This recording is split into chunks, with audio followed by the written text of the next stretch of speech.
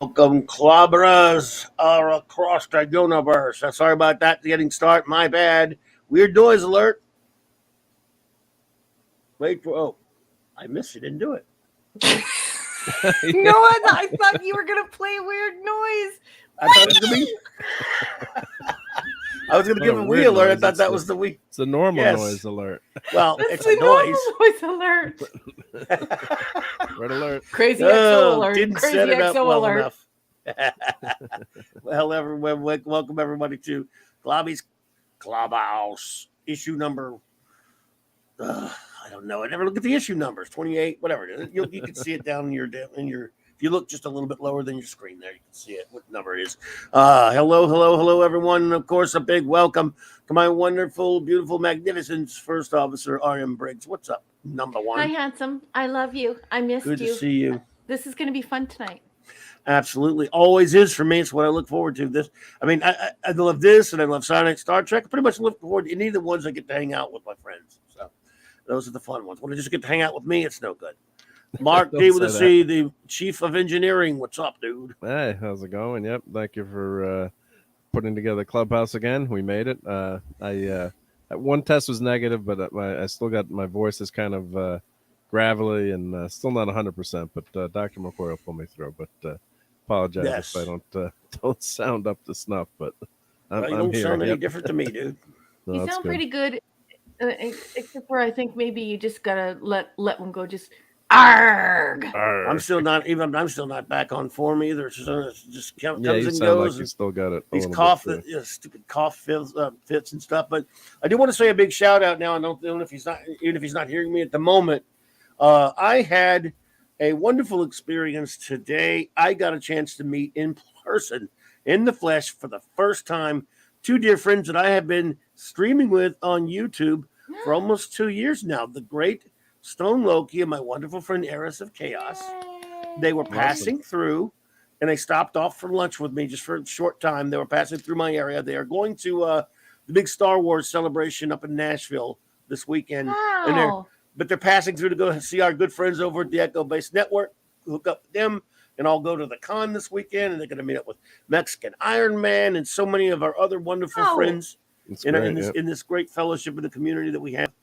And so I finally got to hang out with Loki and Eris a little bit and have a little just for lunch for a short time today. And that was great. We just went to Twin Peaks, and I just got my usual. I got my usual chips and queso with dill chili in it, with deer chili, venison chili, with no pico in it, because they always put that pico crap. I had to get that out of there. No fried chicken. Crap. What's pico? Like the green stuff? Yeah, the green and peppers and all that kind of. Yeah, shite. Anything with green in it probably isn't green and red. Like tomatoes and all that shite. Yeah. Any did you say chicken? No chicken. No fried chicken. They've got wings and stuff. I don't think they have some fried chicken, I guess. Now, it's, Twin Peaks isn't really. It has chicken, but it's not like a chicken place or anything. Twin Peaks is it's a nice place. It's a hot girl joint. It's a place where lovely ladies do wait on you. Yes, that's women where the Micronauts have climb. racks. There are racks and racks and racks of more than just ribs. Dun dun dun dun. I know not of what you speak. So. Hey, but anyway, that was a lot of fun. For miles and miles, look at the view. It does say up there like something of view, Twin Peaks, and something to do with views in their little. Well, if you've ever seen the Robot Chicken episode, I think I sent you that guys as a joke. You did. The Twin Peaks one. No, we can't show that, but I can put the link in the chat though. No, you can do that if you want. I can put the link in. So you know me, I love Micronauts. So. But they put this is called Micronauts Twin Peaks. Pico de Gallo crap in there all the time. In the hello, the lovely Sherry. Hello. Well, let's say our hellos. Let's do it. We'll start it by saying hello. So we're talking about lovely ladies. The lovely Sherry. Hey, gorgeous. Hello there, Sherry. What's up, beautiful lady? Hey, Sherry. Oh, another wonderful lady, Apollome's minion and Pupper. And the pepperoni, the truck dog. The truck dog. Hail to the great chef, Mr. Angel. What's up, bud? Hello, chef. And J-Man Buddy, good to see you out there, bro. Had a cool stream tonight.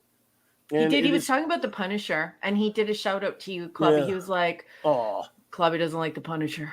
You think that? Well, wait a minute. I showed up a little bit later, so I missed that. But I did get to hang out with them and talk to them a little bit tonight, and it was a lot of fun. But it's not true that I don't like the Punisher. It's just true that I don't really like the Punisher very much. So, I mean, So in other words, J-Man was correct. The Punisher is ripped Sean. off. Let me set the record straight. People, more people need to know these things about creative rip-offs in throughout the course of comic book and other histories. The Punisher is a direct, and I mean complete and utter rip-off. Even though he appeared in the early 70s, Jerry Conway and some of the Marvel staff put him in their comics.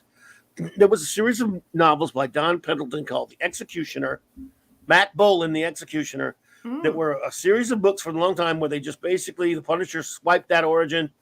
I mean, shamelessly. Oh, no. Just saying. Not good. Again, write your own stories.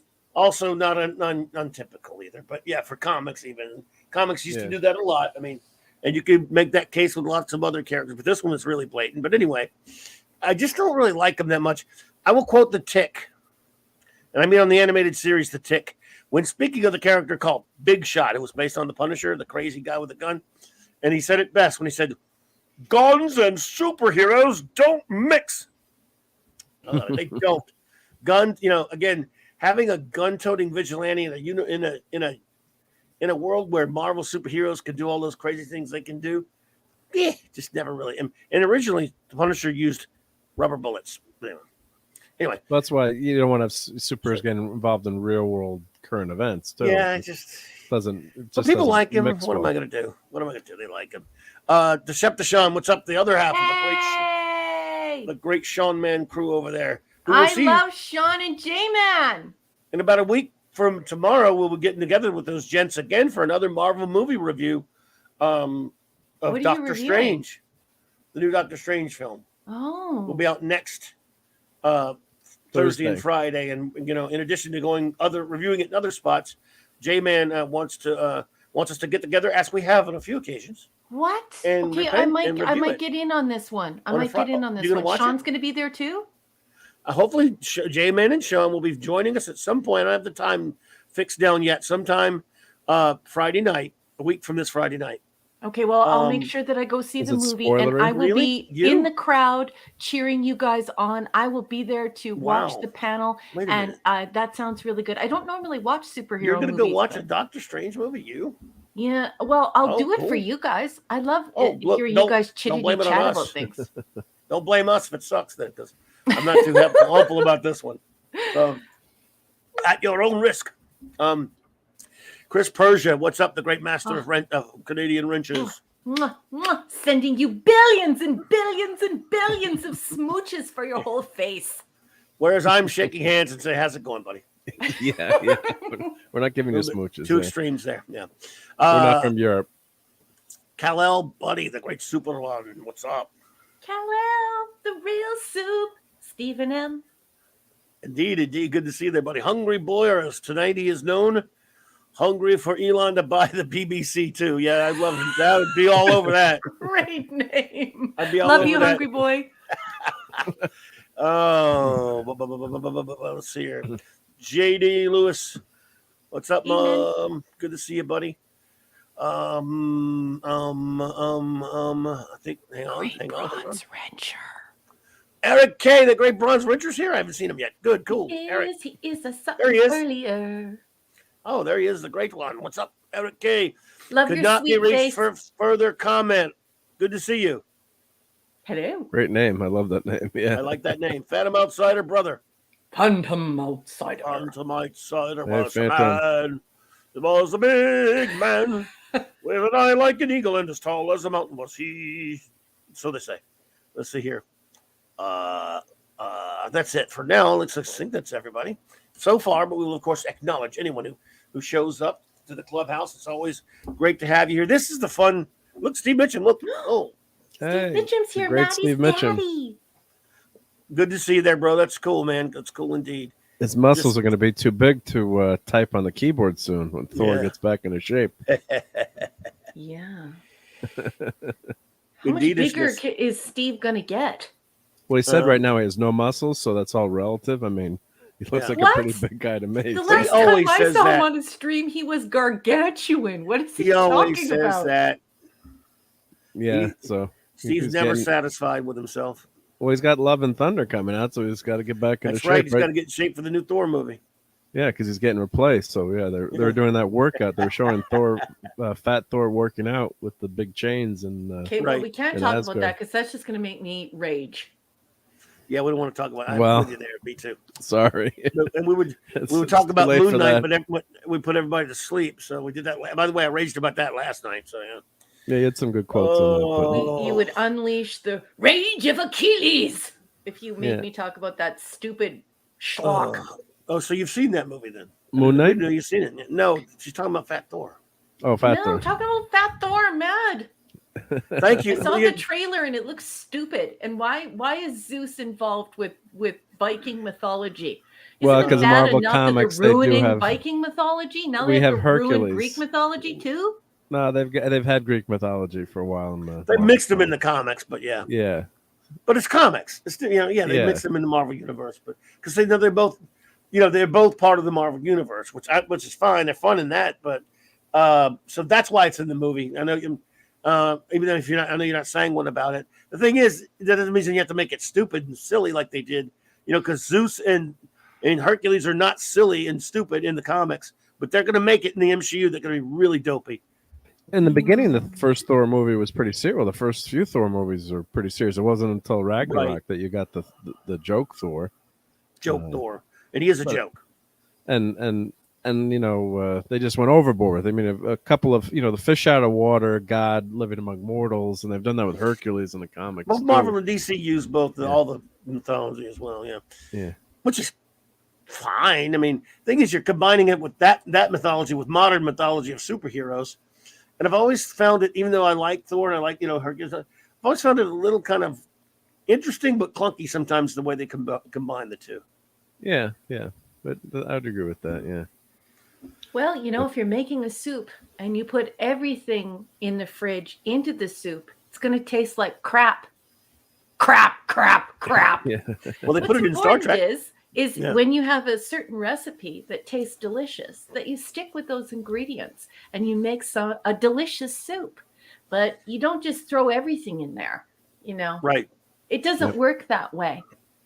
Well, that's why you get good comedy. Like I posted that link on the Micronauts Twin Peaks joke on Robot Chicken. It only take 30 seconds to watch it. But Mr. Angel posted, he said, not on here, but on, so watch on another tab if you want, just to see what it was. But Mr. Angel said, I never saw that one. I'm waking up people next to me from laughing. So, when you really hit something, there's a good time for humor. And, Robot Chicken made fun of everything, too. Well, obviously, people that have seen it in that context. But Thor, they just, they turn all the jokes, read World War Hulk and Planet Hulk and the characters of Meek and the different aliens. Are you downloading anything right now? Nope. Because you just went underwater. I did go underwater. You went underwater. Well, JD Lewis, thanks for mentioning that. Before we get on, I will say, R.I.P. the great James Bama. What an amazing artist, a fantasy artist he was. Oh, no. And I got to be honest with you. He's like he was 95. As much as I like his work, I hadn't seen anything from him in the longest time. I hate it when this happens, but it was one of those when I didn't even think he was still alive, to be honest. I hate to say that because he just doesn't do it. I mean, he's 95, He was 95. Yeah. But we'll look at some of his art later. Nice. So, yeah. And I've been asked to be on a show to talk about it. That's Pop wonderful. Culture Minefield tomorrow or something like that. Not that I'm any expert on Bama, but great artist stuff. Zach's just walks through the door, boss. Zach's, what's up? Hell's X. Decepticon says, I would love Hercules in the MCU. Don't trust them them to nail the charming, scrappy, fun-loving Hercules from the comics. No, a couple weeks back, Mark and I reviewed Hercules Prince of Power, the great Marvel early miniseries from 1982, and that was a lot of fun, but they wouldn't do him like that. I was just answering Sean. Yeah, that would have worked too. Is if they wanted a snarky, fun-loving hero. Excuse me. That's Herc in the comics, basically. And they kind of turned Thor into that, and not in terms of how much of a joke, but more of the outrageous, party animal, crazy character. Hercules, as he's portrayed in the Marvel comics. I think what they were looking for, so they just should have brought him into the MCU if they wanted to do that. DC, it's funny how Marvel excelled at some things. DC tried it as well with Hercules in the 70s. It didn't take off. But in Marvel, since the 60s and into the 70s and 80s, he was a part of the Avengers. He was a pretty big, it wasn't as big as Thor with his own title or anything, but he was still, pretty big in the universe for a while, whereas DC's title didn't work at all. And DC's Thor didn't even, not since like the Golden Age. So DC's attempts to do the mythological characters like that didn't really hold, but Marvel did. Why? I don't know. Better written, I guess. Yeah. Nah, I don't know. And it wasn't until Herc got his own series only after was one of the Incredible Hulk series. They was Amadeus Cho, and then Hulk left, and then so it became for a bunch of towards the tail end of the series. How they change series names. So it just doesn't seem the right climate to be using mythology at this time. Do you know what I mean? With this sort of corporate storytelling where the corporation is trying to replace the church in this hyper didactic, these over moralizing stories that are meant to be like to shape us, to shape our social sphere, to shape our ethics and our morals. And that's really rather dubious, isn't it? A corporation should not be shaping society, let alone your morals and your ethics and the things you believe. It's just bizarre that people are going along with that, but it's more than that. If you're not writing your own story and you're not creating your own characters, I think it behooves you to do something outstanding, sensational with those stories, because you've done no work. All you're doing is you're innovating something that belongs to someone else. Whether that's Hesiod or whether that's the public at large, creating these stories together through orality. But if you're not making something yourself, it should be something really, really, really outstanding, because no work, I'm going to say it again, no work is being done there. So I just wish that they could step away from this and realize this. Nothing is being created here. It's all very yucky. Well, and the movie will be yucky anyway, so to hell with that. No more time needs to be spent on Thor: Love and Blunder till it comes out, and I rip it 5 new ones when I'm forced to watch. We got to see it. We got to see it first, but and I love Thor so much, and that that run by Jason Aaron. Oh, don't say that. The first that run was actually really. If you read, I mean, no, I won't. I've read it. I mean, it's good stuff. And then in the end, they're like, "Oh wait, Thor's being replaced." It's a shock in the end. When you read issue number 25. But Jason Aaron. But it was an interesting series with gore and Thor. Gets his arm cut off. He loses his eye. He's getting his ass kicked, but then he's coming. Like Rocky. Wait, excuse me. How can a god lose his arm? Well, there's another god, a god killer. Oh, okay, that makes sense. Yeah. Gentlemen, I hate to interrupt, but we would be remiss if we did not yell hello to Dave, who just walked through the door. Dave, also Pop Culture Republic, hey, Pop Dave. Culture Curator. Oh, pop. Oh, good. Okay, I missed your names. And, we have some folks repeating themselves in the chat. I think it's because they want us to call it out. Yes, Hermes was the funny one. And they're talking about how if you follow real Greek mythology and you follow real Viking mythology, some really interesting stories can come out. And, of course, we have this excellent comment from Decepticon. Yeah, I like that series, too, by Walt Simonson, the Hercules short-lived series. From a short-lived series from the late 70s. I believe, again, Simonson, I believe, did the art on that one. That was a good comic. It just didn't take off, unfortunately, there, Decepticon, but it was a good one. Hercules Unbound. Yeah. That was in the 70s, or that was late 70s. Yeah, I think I have some of those 70, issues. Yeah. So I want to say 77, 78, somewhere up in there. Yeah. Sean is brain. Decepticon is like an argument for the fact that sometimes geeks they read like nerds, and that is Decepticon. I consider him an honorary nerd. You little nerdlet.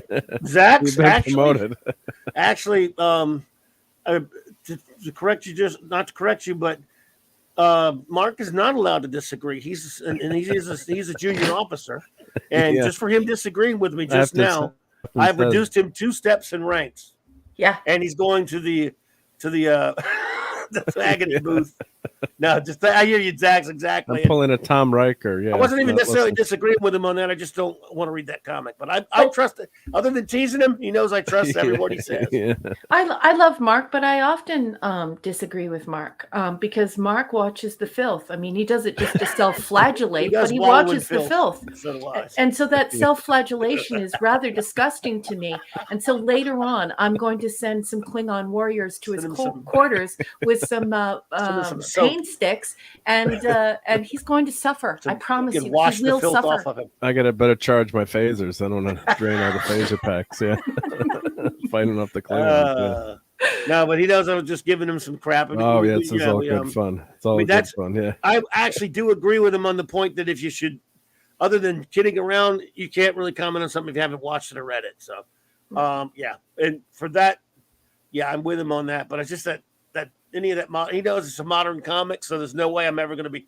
But that's not true. He did talk me into reading one modern comic. Yeah, I did. I got you to read one, and that's more than most people could do. That shows how much faction. Right. That shows how much I respect him, because not many people can talk me into reading a modern comic. When I say not many people, he might be the only one I've known in the last decade that has done it. Wow. So. That's impressive. Thank you. And you didn't hate it either. You said there were some things about it you liked. Yeah, I didn't hate it too much. Yeah. Love you, Hungry Boy. That was 2012. I'm not sure even Claude could do that now. So you're pretty good. Wow. Moving Minimus. up in the world. That guy, Minimus.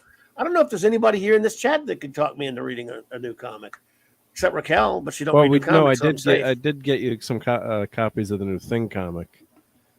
So that's probably the newest. You didn't talk me into it. Remember, I wanted to read it. You wanted to someone talk you into it. Okay, yeah, no, right. Like for example, with Raquel, I'm lucky that she doesn't read comics, because she could actually talk me into reading modern comics. So it's a good thing. Yeah, but that's just because we trust one another when we assert our position of hating almost everything that is modern.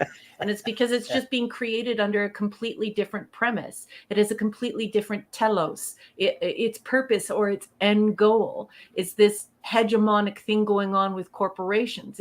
It's not enjoyable. There's no connection to an artist or a craftsperson or something beautiful and marvelous happening. It's just that's what I'm saying.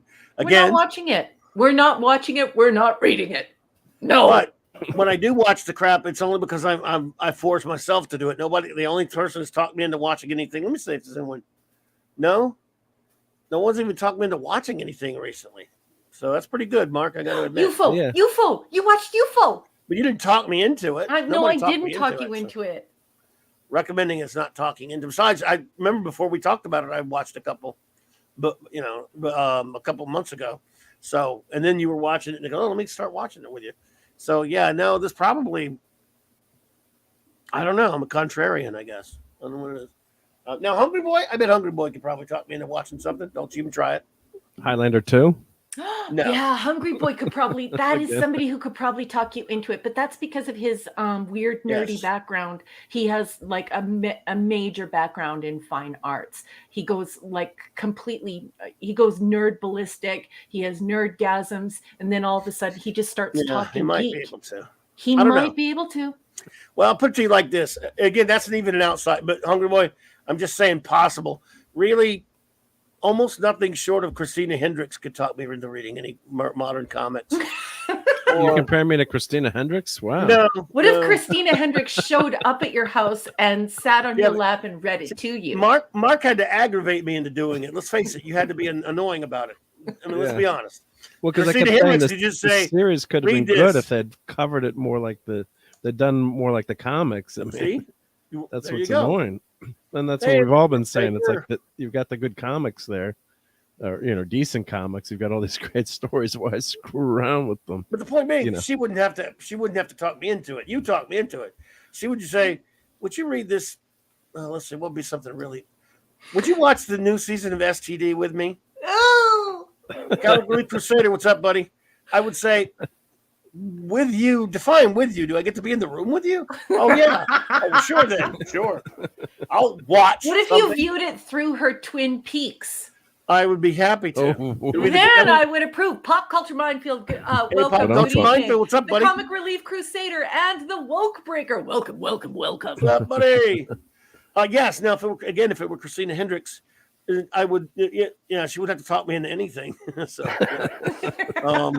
that's just one extreme example. No, Hungry Boy. I've seen that show. I've seen that. So she could get you to watch Star Trek Discovery? Sid, don't say that. Yes, don't say that. What are you cursing on the show? There is no one in Hollywood. Because I'm shocked. There is no one in heaven or earth. There is no one anywhere who could get me to watch the filth. It does not matter what they look like. It doesn't matter who they are. There is no crush that can overcome my disgust in the filth. Well, but it's Christina Hendricks. She can make me watch. Fill in the blank. I mean, she can make me watch a P-Hard. Daredevil, the director cut. She can make me watch. Yeah, that too. She can make me watch P-Hard and STD and Man of Stool and Bitch versus Shite and the stupid shitty Snyder cut and everything else on a loop for like 2 days. But it's Christina Hendricks, so it's not really fair to even. That's like the only person in the universe, right? No, there are a couple of Instagram chicks, maybe. No, I'm just kidding. Look, I'm simple. I'm shallow. I admit it. Oh, look who's here, Mr. Parrish. Minimus. He did. He dragged me to see Karate Kid. He's a horrible person. Yes, I am. Claude Parrish is a terrible person. He's driving me into the poorhouse by suggesting all of these books, these beautiful collector's books, these books that no one's even heard of, and he keeps showing them to me. He's rotten. He's rotten deep in his soul. Look who's here, PJ, though. Look. Hey, PJ. Orville Nation, what's up, buddy? Orville Nation. Turo, hello there. Good to see you, Turo. Orville Nation, I'm now putting the responsibility on you. I want the Orville back, and I don't want to wait till June. Help a brother out. Yeah, did you get any advance copies? Yeah. We'll send gold press We know you're hooked up. We know you're hooked up there, brother. So help a brother out, man. I can't believe it's been 2019 Comic-Con. I was at the Orville panel. I wonder if that's the last time they were together. Oh my God! The vid hit, and that was a hysterical panel. Seth wasn't there, but it was. That's right. Then they started making a joke about doing a musical, musical version of Orville. Someone asked a question, and Scott Grimes got up and started singing, and they all started singing, and it was hysterical. I don't know if it's part of it's on YouTube. The cast is just so much fun, and Brie Larson people love that show. You're gonna have to tell Brie Larson she's gonna have to transform herself into Christina. But that's right. New York Comic Con, yeah. I guess it was 2019 now. Something like Jobber, that. Yeah. Jobber alert. Yep. Jobber, Virginia Madsen in her prime could definitely make me watch Highlander 2 again. She's in it, so I know he's being funny because she's in it. Just goes to show you, folks, that men are far more agreeable than women in many issues, and this is one of those issues. I'm not watching the filth. However, all of these wonderful geeks that I know and some of the nerds in the audience could be convinced by a pretty girl, woman, New York. woman, New York, right, Mark? Yeah. New York, yeah. So we're both. I just said you didn't. PJ was saying you didn't say hi. Just kidding. No, yeah, Mark. Yeah, when did you go back in time and say hi to PJ? Give it time before I knew. Hi, Decepticon's just knew his channel. Yeah. Decepticon, what is wrong with you? He's strange new worlds. Anyone? No, that's going to be filth. I despise starships depicted in dogfight style space. Oh God, starships should be engaged in naval style calculating battles, not dodging lasers like a fighter jet. Stupid. Yeah, well, it's a bad reboot, dude. It's Klutzman. So and then the nacelle should always be attached. Expect there's nerd. There's nerd written all over Decepticon. He is an honorary nerd. I'm claiming him for the geeks. Sorry, I already picked him for the geek team. Well, you take one arm, I'll take the other arm. We'll have to make them straddle. Oh dear. Yes, we're choosing up sides, folks. That's it. That's it. Geeks versus nerds, and Raquel's coach of the nerds. I'm coach of the geeks. So that's right. Team nerd. I guess Bring on your academics. That makes Mark the umpire, I guess. Yeah. Maybe the neutral party. I'll be like the Swiss. Yeah, just neutral there. Yep. Try to officiate. Yep. Claude said by the time the Orville comes back, it's Orville the next generation. Oh Lord. Yeah, no, it's June, right? So yeah, because it's gotten pushed back, yeah. And we're on that cliffhanger too. So I've been waiting forever. Thank God we're getting season to see. I mean, I hope it's not the last season, but you guys would know. Orville Nation obviously would know much more, but I'm hearing that might be the last season, which would be a shame. But at least if we get it, as a last season, I hope not. But at least if they knew that and maybe can give us kind of an ending, and then if we're lucky enough to get another season, that'd be awesome. But of course, Star Trek ended with Turnabout Intruder, boom, that was it. And back in the day, you didn't get many endings to series, right? So yeah, I think I miss the days where TV shows didn't end that much. They just stopped making it. Yeah, definitely not. There you go. Thank you for making me feel better. I hope so. Yeah, I hope PJ, so. That'd be definitely awesome. Not the last season. News, yeah.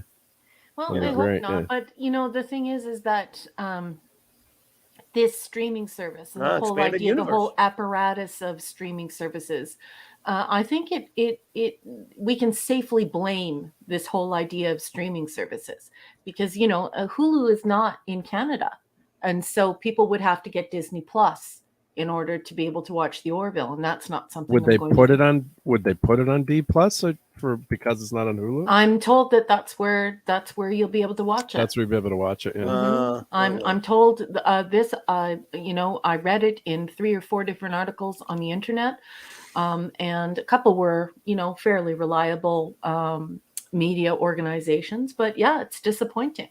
And they keep doing this. They keep doing this where they make these super short seasons. People binge them.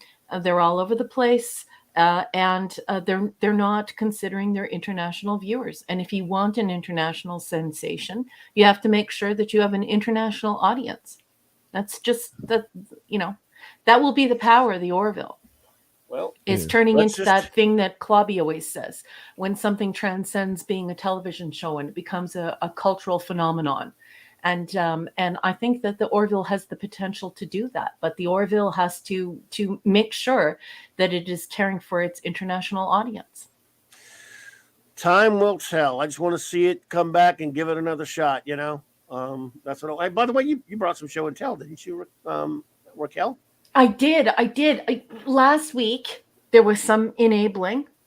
Enabler. Sorry, I got you to buy stuff. Yep. Enabler alert. Sorry. He did.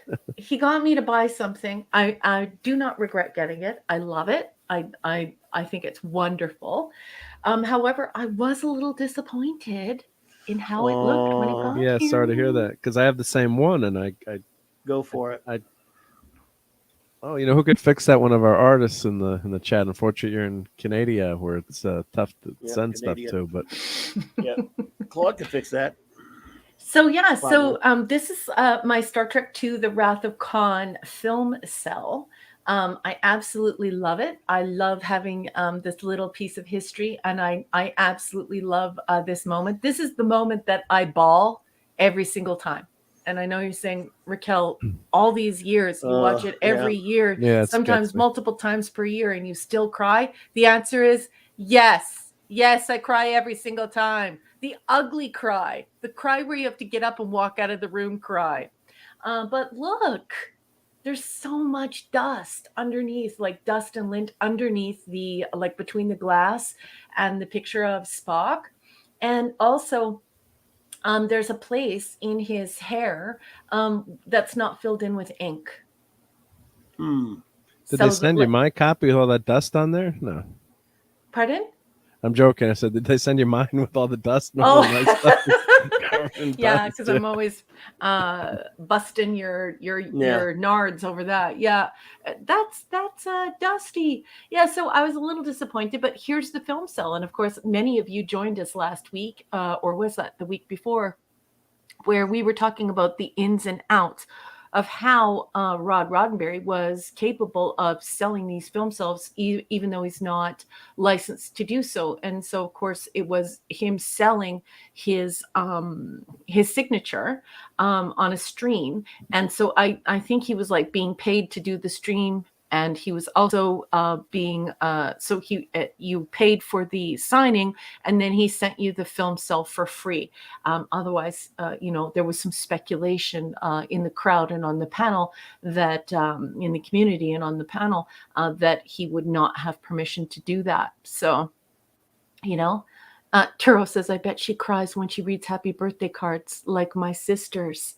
Yeah. Oh, is that true? I 100% do, but the rest of the time I'm very Vulcan Turo. But yeah, I take my family very seriously. Okay, so here's the back of it. Dun dun dun dun. Yay. Yeah, no, it's a great item. It's hangs on my wall. I look at it all the time. So even though it's a sad scene, but yeah, they had these. I guess they came out in the 90s. I'm trying to remember. But yeah, it was a whole series of cells, and it's just a great item to have. But it's too bad that printing on that photograph didn't come out on Spock. But Captain James T. Skywalker, yo, what's up, bud? Maybe you could Spock it up, with the magic marker or something. Yeah, it's just disappointing because, of course, that's a lot of lint and a lot of crap between the. Yeah, how did that get? I guess you could take it apart and clean it up and just watch for the. I do have to say though that this guy who is doing this, he's a licensed dealer. He's allowed to do this, and he has full permission. And this is totally legit.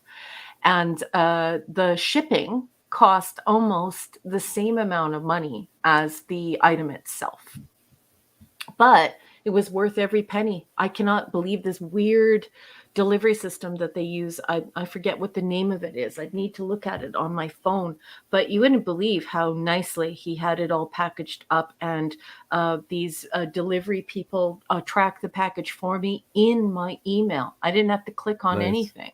They were just like, yeah, we're at your door. Would you like us to leave it on your door? You want us to ring the doorbell? And just excellent service. So worth every penny. It was in packing peanuts.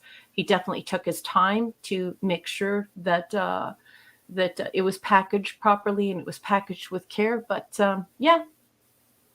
just incredibly happy to have this piece of nice. History. I'd love to have the TMP. I'm going to look around for the TMP, but just this whole section here with Leonard Nimoy, it's just wow. It's a great shot, yeah. What did you do? Rub the cat on the left-hand side of it and close it up? Did you scratch all your dandruff? Like that scene from what's that scene from? The Breakfast Club with the crazy emo girl who scratches her head onto the table. Yeah, did you do that before you closed it up? What happened there? Oh, just Joe. I'm just gonna see the super chat real quick. Yeah. Thank you so much, Job. Appreciate it, brother. With $5 super chat, it says, in case you forget this Saturday, here's a tip for making it through another season of TNG. You're almost done with the entire series. Time flies. Thank you so much. I appreciate that, buddy. You're too kind, old friend. And yeah, it's amazing. Only one more season to go at TNG. It's whatever. Wow. It's been dare I say a long road? Getting from there to here? Getting from there to here, yes. And it's been at least we get to kick back, have a little party this week. Say goodbye to season 6. Yes. And what a horrendous season it has been. Oh, man. Are we allowed to say that?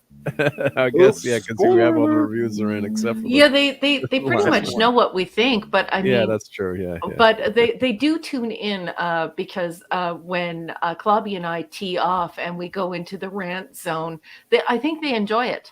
So. Oh, God, yeah. Oh, we could rant. There could be some ranting. There could be some ranting summing up season 6. So, oh boy. Yeah, so were you gonna do the last 2 episodes and then the season review? Yeah.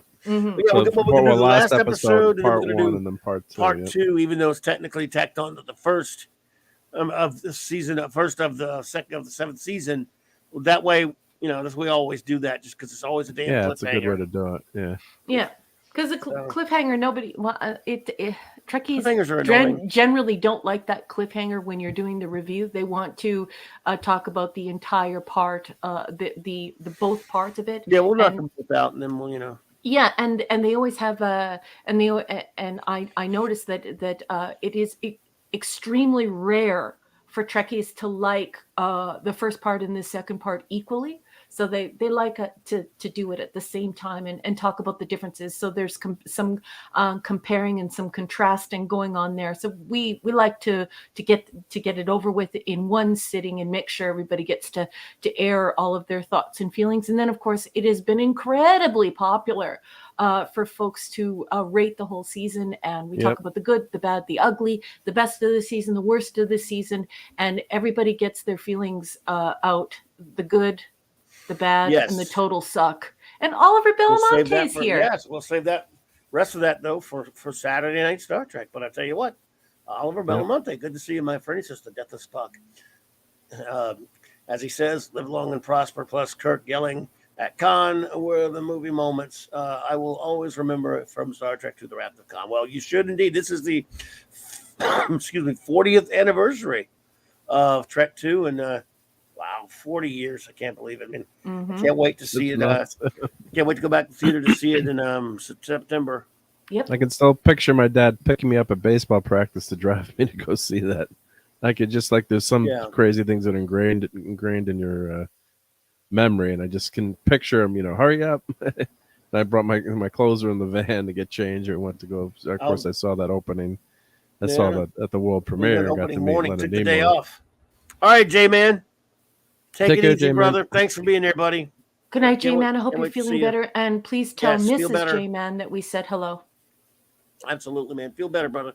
We'll see you in about a week to review Big Dr. Strange. Go ahead. When I saw it, I was young. Not that young, but young. And I remember the whole experience. I know which theater I was in. I remember being absolutely heartbroken, crying. And then when I got home, I'm a girl. When I got home, I slept under my bed with cotton balls and bathroom tissue scrunched up in my ears, because of course I didn't want any setty eels in my ears while I was sleeping. I thought it was just awful. But it would not be fun to have to see that. Well, I got to see it. I got to sit next to a cute redhead that I had a huge crush on in the front row, second seat from the right in the movie theater. And I took that day off. I was hoping she would cry when Spock died and lean on my shoulder, but no, that didn't happen. So I was the one crying. Yeah. I took that day off from working in the comic shop, and we went. Our newspaper had the showtime at 10:50 a.m. So we got there at 8-something in the morning. And they said, "Oh no, that was an accident. No, it was really 12-something. Sorry, guys." And they gave us free tickets, but and we wouldn't move from the spot. We stayed out there. Oh, they gave you free tickets? Nice. Yeah, that was nice of them. Oh, we did not move.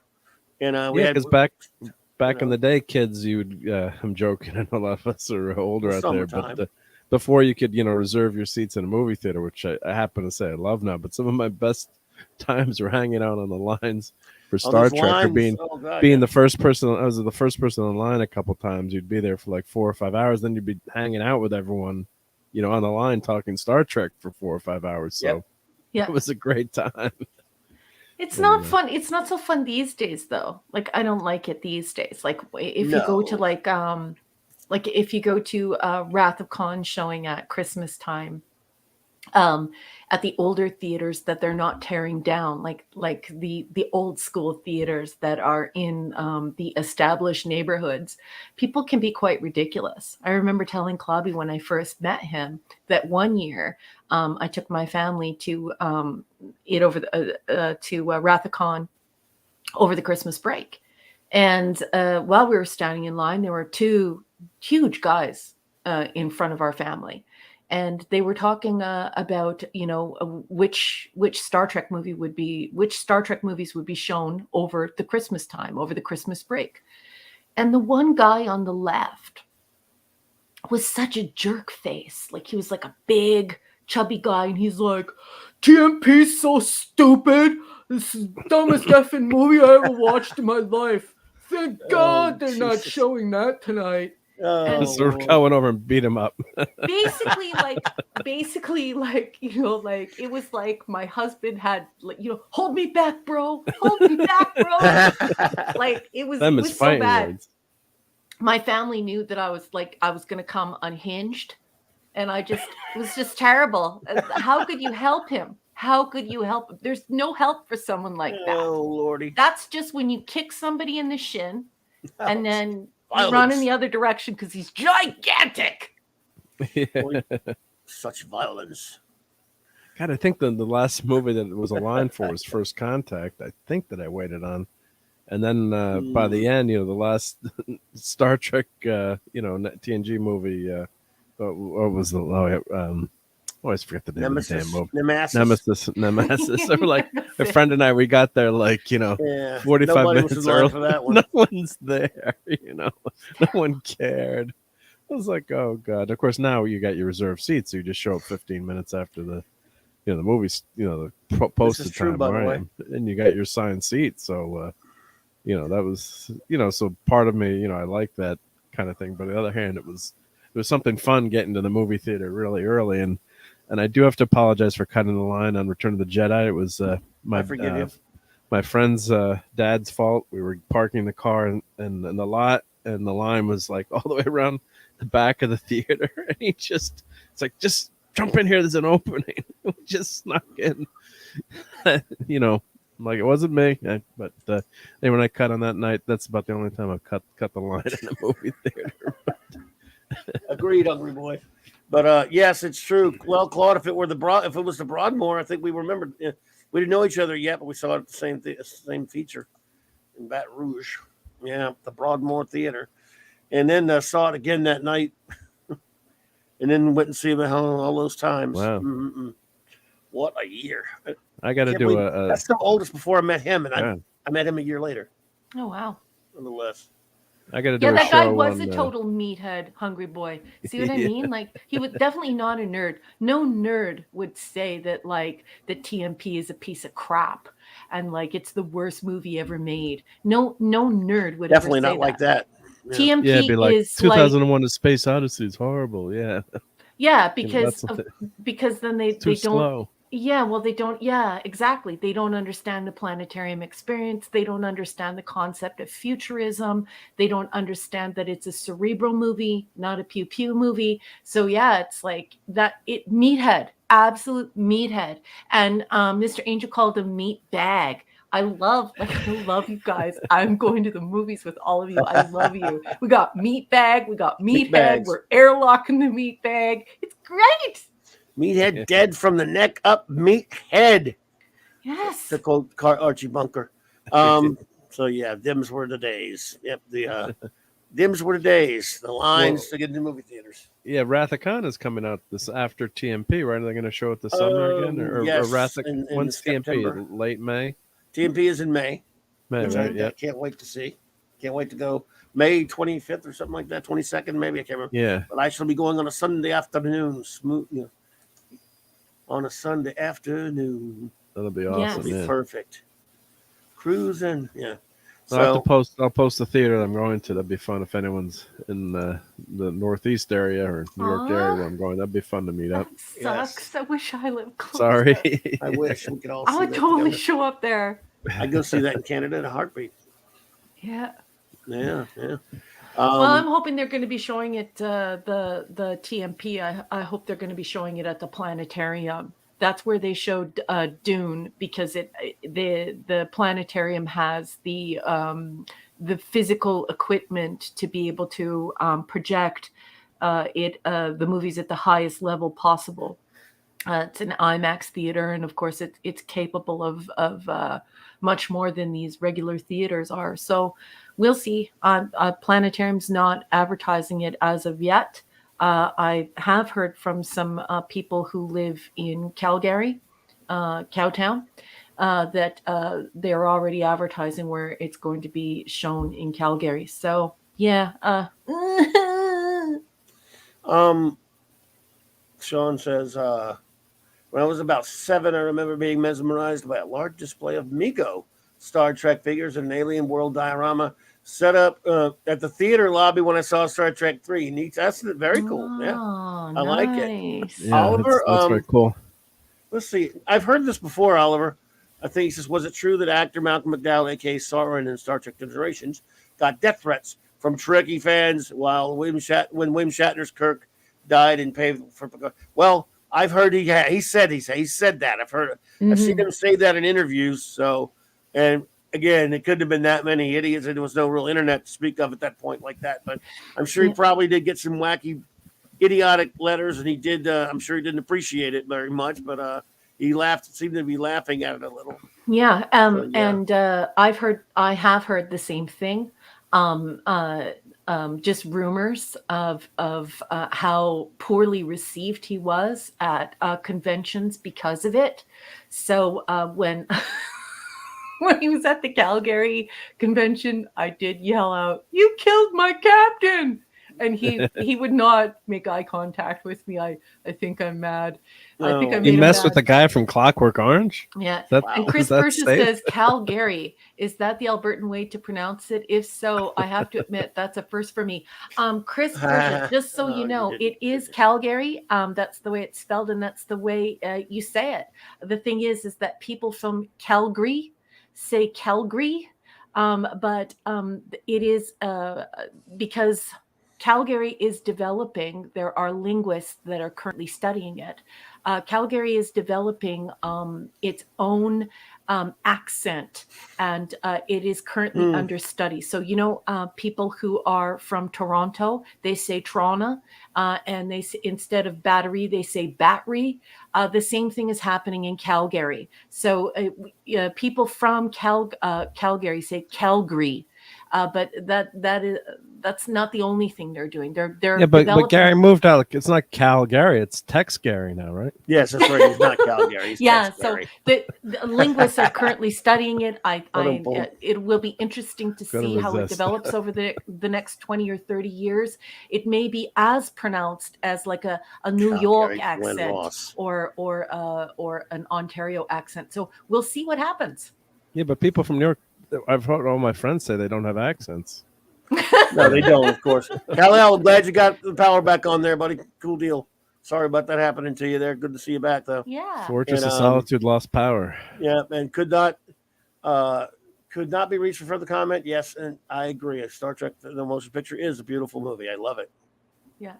4K is just gorgeous. Oh, the 4K is so Calgary, Glenn Ross. Oh boy, hungry boy. What is wrong with you? I'm just kidding. Oh dear. We could be playing the game of Rassilon at this very moment. All right, let's see. Is that Doc Savage you got rolling as your avatar, or is that who is that? Yeah, okay. Yep. The checking. Yep. Great Doc Savage cover artist James Bama just passed. Yep. And I was mentioning him a little bit. He was an extraordinary artist, of course. And those covers are just some of the first times I ever saw Doc Savage, except from, I think they were the first things I ever saw him on. Although later, of course, obviously he was on, I've seen him in comics and stuff like that. But those covers in particular were just, for those who don't know who Doc Savage is, of course. And here's just a little bit of his work to give you an idea. He was an amazing painter. Uh-oh. The dogs approved too. Love it. I love those doggies. Those doggies have all the fun. Those doggies really do have all the fun. They don't normally bark, but my husband just got home. So, but don't worry, okay. everyone, cool. Paco and Lola are fine. He's not being attacked. Yeah. No, they're not being attacked. Everything's fine. Just Papa's home. So here's a little bit of the work of James Bama. He's 95. He just passed. Again, he did a lot of art, of course, for those old model kits. Did you do the Universal model kits? You're saying that was him, Did or some of those? Yep, those are classic. Yeah. Then it helps sell those kits too. Savage covers are just incredible. And that helps sell those kits too, because you saw the. I think he did well. Of course, a lot of artists did a lot of those, but yes. But that's what and people love collecting those just to have the boxes now. Yep. Oh yes, Hungry Boy says Mr. Obama created immortal depictions of the great universal monsters, even though his preferences proved that they weren't his favorite topic. He respected them as much as his beloved cowboys. Yeah, he was great. He was a great Western artist. I mean, he did a lot of cowboys and stuff. So, he did all these. Look at that painting, some unbelievable. Look at that work. Have no fear, the man of bronze is here. Wow. Yeah. So are is this the Tripwire had him rated, or is this just Are these books or are these comics? These are Doc Savage books that were based on the old Doc Savage pulps. Look at this. Oh God, he was amazing. Wow. What a great painter he was. Wowzers. There's a Universal monster. That fruit. Look at these. No, those are all-time classic. But Doc Savage, Doc Savage is a pulp character from the 30s and of course beyond, and who they've done comics, but he's mostly a pulp character, which is of course what they used to call them dime novels and other different types of different names for them, whatever have you. Pulp like the Shadow and other characters like that, and the Man of Bronze. He was created before Superman. Yet his name was Clark Savage Jr. He had a Fortress of Solitude before Superman did. He was a Superman of sorts. Siegel and Schuster were fans of the character. Okay, I have two things that I need to ask. So can we roll back to the kits there, please, for a second? The model kits? Okay, yeah. Who made these? The studio? Universal Pictures? Aurora. Well, these were for the Aurora model kits. Okay. So were they made to promote anything? These were the box covers. Okay. Yeah, so those are the covers of the model kits, but that's iconic for geek model makers. Born in the 70s. It's I think those were 60s and 70s. I mean, they produced them for a long time. 60s and 70s. So this wasn't promoting any. This wasn't promoting Dracula, Wolfman, the Mummy. Not movies. These were models for the model kits in the 60s and 70s. They were model making was super popular in the 60s, probably the 60s. Well, I really like model making in the 70s, but I grew up of very, very modest means. So getting access to those kits wasn't so easy.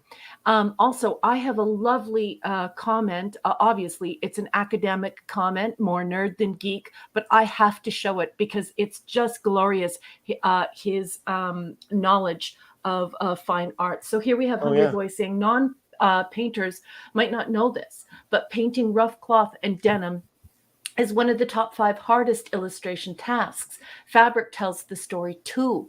Bama excelled at fabric. And so fabric is a part of the storytelling and a part of the craft as well. And I think that it is just outstanding and wonderfully academic, totally nerdy, and glorious that you said that. I love, love, love you, Hungry Boy. He was a Hungry Boy. I tell you what, always brings it. Yep, he knows his stuff. Brings the knowledge. But Bama, man, Doc Savage, of course, one of the great fantasy characters, one of the great pulps. Wow. And these are the books that these covers here. So find some of the covers are the ones that I remember as a kid. I have a bunch of these books. Okay, what's the reading level on these books? And tell me a little bit about them. You and Claude are ruining my life, but I need you to tell me about them. Well, there's some of the covers. Well, yes, I mean, again, please highlight that one. Oh, yes. This is lovely. Thank you. Yeah, there's a bunch. I just love these covers. I can look at them all day. Mm-hmm. They're great fantasy. Again, the word pulp means they're just there to be science fiction, fantasy, adventure. And Doc Savage is, of course, this extraordinary genius. He's a Mr. He is definitely a Mr. Do-It-All. He can do everything. He's the man of bronze, and he's the most brilliant man in the world, the greatest adventurer in the world. He lives. He and his fabulous five, his best friends who escaped an island in the war. They have all these great science fiction adventures. They live their headquarters. One of their main headquarters is in the Empire State Building. He has all these fantastical machines. He has all of these, like for example, he doesn't kill criminals. He performs basically a form of a lobotomy on them, but not quite. I mean, to take away their criminal impulses in some cases. He fights some crazy. He goes on crazy science fiction adventures that are, again, just. I mean, I guess that's the easiest way to explain it. And it was aimed at the young readers of the time, but you have the young readers at the time. There were no comic books. This was before there was comic strips, but not a lot of comic books. And just to give you an example, before Obama, the covers, the old pulps looked like this. So that's kind of a small picture. See one of them. See these old dime novels, so 10 cents. See right there, 1933. Yep. I used to go into the 5 and dime all the time. This is great. So let's talk. 86th floor of the Empire State Building. So let's talk a little bit more here. We have Mr. Parrish saying Doc was like men's adventure magazine stories. But CLOBBY'S saying that there are science fiction as well as science fantasy. I think so. Yeah. Wow. Okay. So obviously, Pop Culture Republic and we're just adventures. We're spinning because obviously all the nerds in the group are now want to read these. So I'd love to hear some more if anybody has any comments. There's been a movie. Claude, do you have any of these, honey? And if you do, he's got them all. He's got them all. He's got them all. I got a bunch of these books. And then later, the ones I just showed you with these covers, they came out and redid these like reproductions that look just like these. They're great books. He's got all of these. Pretty sure he's got them all. And I think I have most of these. He's got all of these. I think here. These are the ones that came out. I think in the 60s and 70s. There were the little. Some of them. They weren't abridged, but there were tons of them. A man named. You see the words. You see the name Kenneth Robeson on there, but his real name was Lester Dent. He did it under the name Kenneth Robeson. He was just a lot of these writers who wrote for these types of publications. I'll address that in just a second there, Captain Scoper. Where a lot of them they wanted to write the next great American novel, if you know what I mean. Those guys aspired to write serious novels that would make them respected in literary circles, but they made a living writing the dime novels and stuff like that, a lot of them. This is the juice. This is the juice we need to extract from this and sup from this cup together. Tell me more. Tell me more. He's missing a few, but he's got a bunch of them. I know that much. So there was a comic in the late 80s, and I think Claude and I are the only ones that bought it. From Renegade Press called Wordsmith. I still have mine. Remember Wordsmith? And it was a comic. It was a comic book. I know Claude does though. Claude was it was just about a guy who was a struggling pulp writer trying to make it as and it was him wanting to aspire to be this great writer of he wanted to be name big names at the time, the Raven Chandlers. He wanted to write the next great Gatsby, that sort of thing, Yeah. Like a lot of those guys. But this comic was they made it about his instead being stuck doing. It was really, that's true. Lester Dent wrote the majority of them, but a lot of other people went under his name. Anyway, so this guy in the comic, Wordsmith, was about his life as a struggling writer in the 20s and the 30s and stuff, writing all these pulp books that everyone loved. Again, remember, they didn't have a lot of comics going around. There were no comics yet. And that's how younger readers got their entertainment with the science. That was the comics of the time, really, the time novels. Before that, it was Edgar Rice Burroughs. And that's how they were, he was doing his works and stuff. So this was just later versions of that. Wow. So, okay. Well, I've never heard of this, and I think but I that love this is Wordsmith. marvelous. It's a great comic. So, how many are we talking here, boss? What do you mean, Doc Savage? Yeah. What's the damage going to be for Pop and I? How much is going to cost? Oh, you get these books are let's see here. That's a good one. Let me answer paperbacks this probably aren't that. Let me answer this for him real quick. They're not that bad right now. The Doc Savage movie is interesting. If you get a chance to pick it up, James T. Skywalker, for those who don't know, the old Tarzan TV show of the 60s starring Ron Ely, which I loved. In 1976, George Powell, there you go, 181 books of that book. Time to write of this format. Enabling. So, anyway, you should pick one. Read a couple first, see if you even care about them. I will. The thing is, Ron Ely in 1976, George Powell, the guy who directed the classic movie, The Time Machine, H.G. Wells' Time Machine with Rod Taylor. You remember that great movie? He did the Doc Savage movie. Well, there was a great movie, though, too, called that was based on it that I always thought was great. Anyway, and that was by George Powell. He did the Doc Savage film in 1976, and it did not do very well. It was kind of, I hate to use the word campy. Campy, yeah. It was kind of like 10 years after Batman, trying a little bit too much like Batman, but it has its charm. It's kind of fun. And I'm right. Yeah, the Marvel Doc Savage magazines are what I recommend the most for comics fans who love Doc Savage. I've got the like 8 issues, and I also I just recently got a hardcover, dirt cheap, about a couple years back, that has them all in there from Dynamite. That reprinted all the Marvel Doc Savage black and white magazine comics. Those were really good, by the way. So let's see. Yeah, for those of us who are looking for something in the way of light reading, not every book can be Don Quixote or Middlemarch or Woodcutters. Not everything you read needs to be this deeply cerebral enterprise.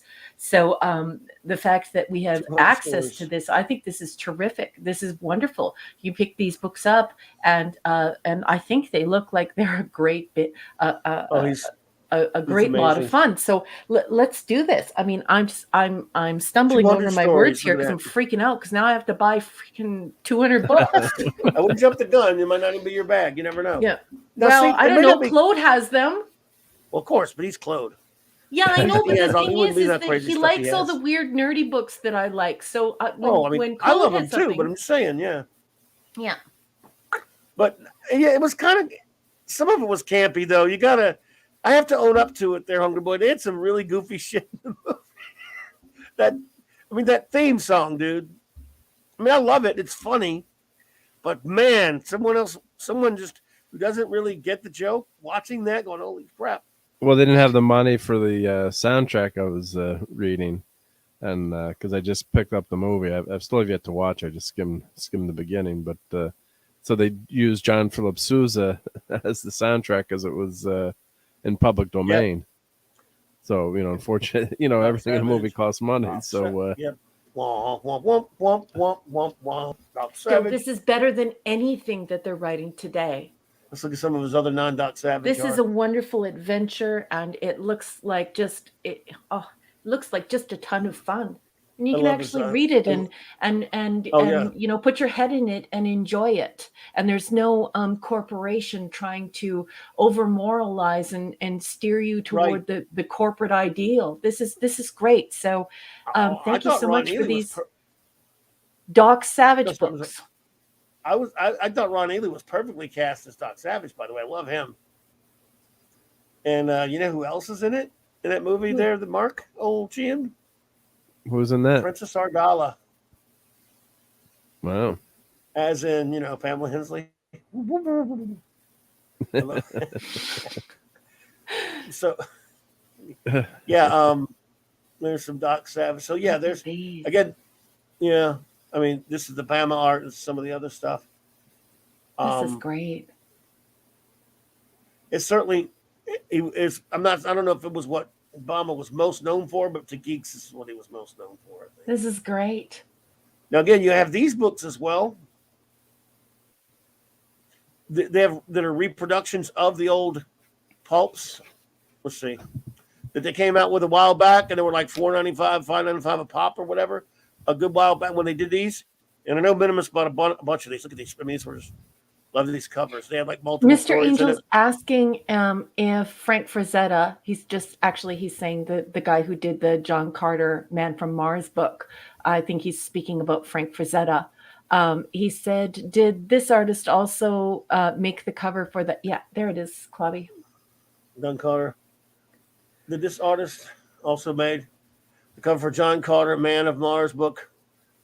I don't know if he did any. I don't think he did any John Carter books, but covers. But I could be mistaken. And if I am, I'd love to see it though, Mr. Angel. I don't think he did, but that doesn't mean anything. He may well. Yeah, some of the casting of the Doc Savage movie was good, and some of it was not so good. The guy who played Monk Mayfair was terrible. Let's see here. Yeah, I mean, look, you know me so well, Hungry Boy. I knew you would bring her up. I love the Clobby challenge. Sing Dad Man to the tune of the. Oh, no. Dad Man. No, I can't do that. Hey, Keely Chow. Dad Man would like it. Keely Chow, Roll Tide. Didn't really like the movie much, says Decepticon. The campiness felt more like it was laughing at the concept rather than the loving, paying tribute. Nice. But I embrace it as the only screen version of the. I agree. Yeah, see, that's the thing. I love Ron Ely in it. It's fun to watch in some ways, but some of the humor is really cringy. I'm sorry. Okay. And they were allegedly really going to make a sequel, and then it fell through. Yeah, I've been reading about it just to learn a little bit. And the closest we got to a Doc Savage movie after that is one of my all-time favorite movies, Buckaroo Banzai. I love that movie. The geeks in their films. What's the relation there? Well, as Pop, Claude, and I walk away, we scurry away with all the books. The geeks are like, the films. You're not putting Claude in there. He's one of us that you can. Oh, you don't know Claude then. He's one of us. Sorry, Claude has all the books, so I just want to take all of his books. Well, I've got stuff with words in it too, not just pictures. You should ask the missus than me, but I have a lot of books. I had to put up. Bonsai. At one point, I had to put up book racks in my garage because I had too many books. Really? Yes. Ooh, geeks, nice. I knew you'd like that. Geeks love books too. We just love books with Star Trek and Doc Savage on them. I gotcha. I'm starting to learn this about you. Or science fiction. I mean, but yes, Buckaroo Banzai is basically the only Doc Savage movie we ever really got. Yeah, your guys' knowledge of film just blows my mind. Film and television. That's all I used to do as a kid was just read. I had no friends. I love Bama's cover for Militia. You want to see some Bama Star Trek art? Let's see here. Sure. Let's see. There we go. Hungry Boy says, if you love cover art, books make you need a spare room for bookshelves. This is one of the most iconic Star Trek images ever. Oh, yeah. I know you've seen this one, number one. Yes. It's a classic. Look, that's James Blish.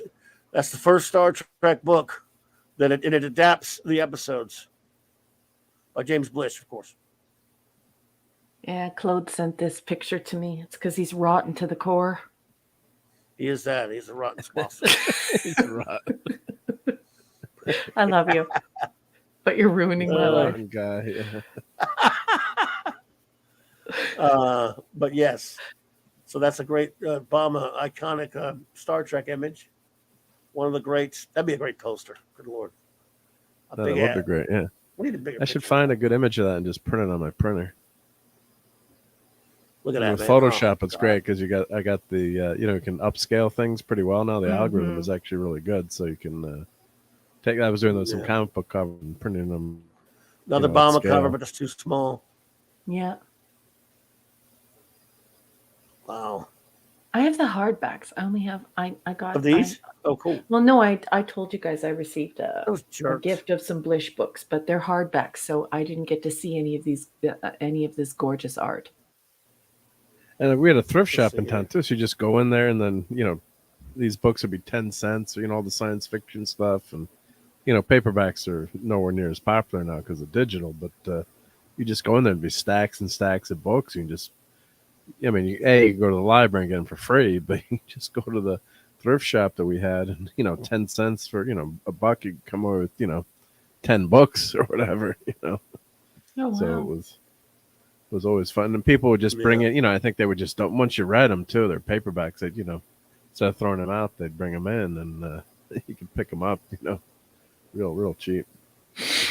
Andy's here. Hi, Andy. Andy. And Claude says, Andy Masterson, what's up, buddy? Hey, Andy.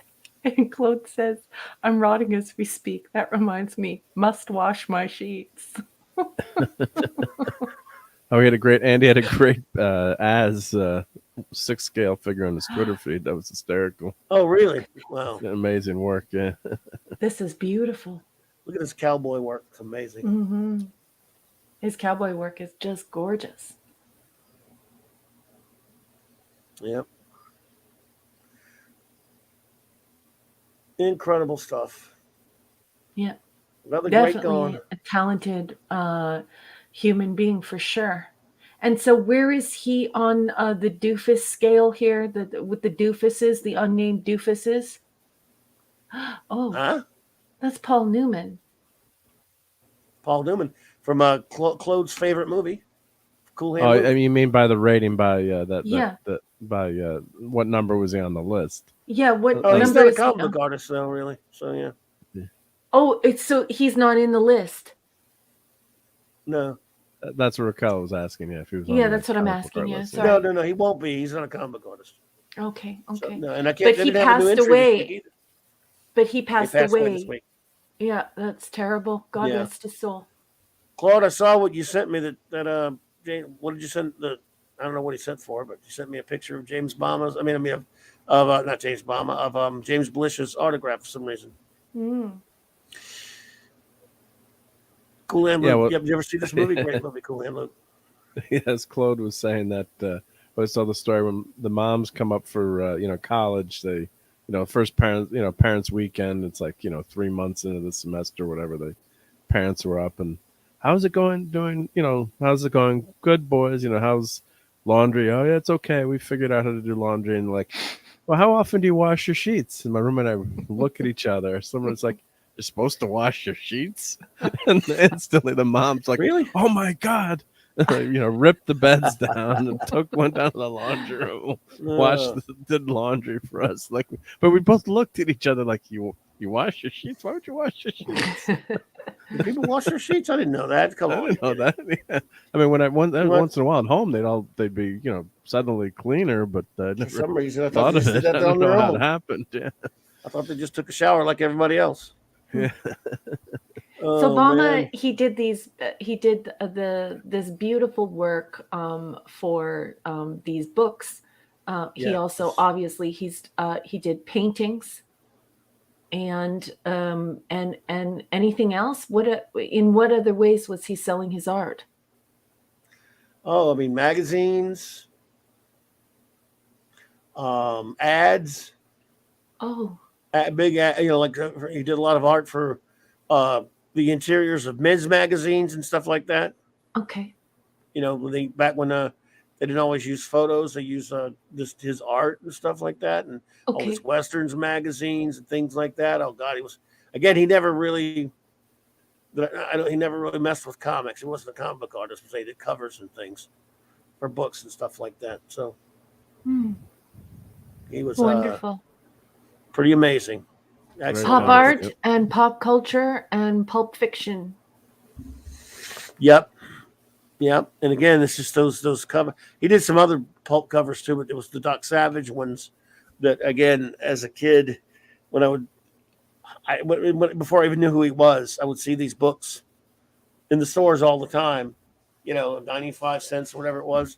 Mhm. And I think I bought a couple just because I wanted, because the cover was alone, So Doc Savage, what is that? I don't know what it is. What is he?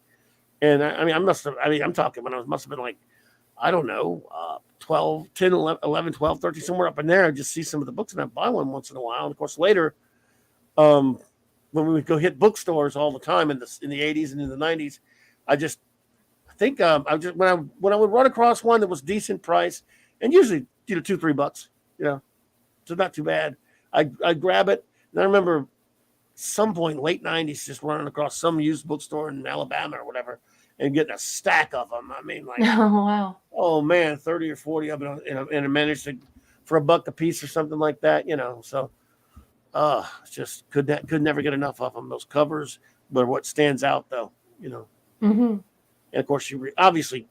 Well, that draws you to the books too. I mean, that great art. Just you want to grab it. And, you know, I want to see what's going on in there. There's a reason why, you know, cover art works great. You know, you could have a bad comic like you were talking about. You just remember buying that Peter Parker #1 comic with Tarantula on the cover, and I can close my eyes and picture that cover too. And you talked about remembering when you bought it, going to the store. That's your first comic, and you know that just works, right? It just without that great art, you maybe not buying it. Thanks, Andy Masterson. Yeah, and you know, you hear about Doc Savage, and nobody really remembers him anymore that much. But I say that, but then everyone here remembers Doc, and you know, the older guys in here remember him, but the youngins don't. Because you're the grand poobah of all geeks. Nah, not me. That would be Hungry Boy. It's not usually my cup of tea. But the thing is you know, a friend had recommended the Gunslinger series to me, which is a Stephen King set. I bought the whole set. I bought all the books. I lent them to someone and they were not returned. But so I don't even remember how many books there were, but I blew through them. They're very easy reading. Fleesh Kincaid, like this, the reading level is lower. So you blow right through it. But yes, I had such a great time with them, with this mix of Western, but it wasn't a Western. it was science fiction. It was science fantasy. And in those books, thankfully, they didn't venture into the gore that he usually ventures in, but you still had that sense of macabre. You still had that creepy gothic feeling that something was wrong. But it's bizarre because it's a cowboy series mixed with science fiction and science fantasy. And of course, it's been eons since I read it. I read it forever and a day ago. But that's why this idea of Doc Savage appeals to me. You know, somebody made that suggestion thinking, oh, you know, that book's beneath me. But that book wasn't beneath me by any means. I had a wonderful time with that set, with that whole series. So I think the Doc Savage would be a great deal of fun. The reading level is very easy on this. Yes, absolutely, because they're meant to be that way. All those dime novels, if you read any of those pulps, most of them or all of them were. And one of the fun things about Doc Savage is, you know, he's kind of omnipresent in the sense that people like to just what was it in one of the books, or I forgot who attributed it now, but you know, the gas bombs used in the original King Kong film to knock him out and put him on the ship to go back to. You know, it was, you know, were created by Doc Savage. Of course, only idiot Doc Savage fans know that because it's not in the movie or anything. But they put it in one of the books or something like that. The Rocketeer, you've since seen The Rocketeer now, right?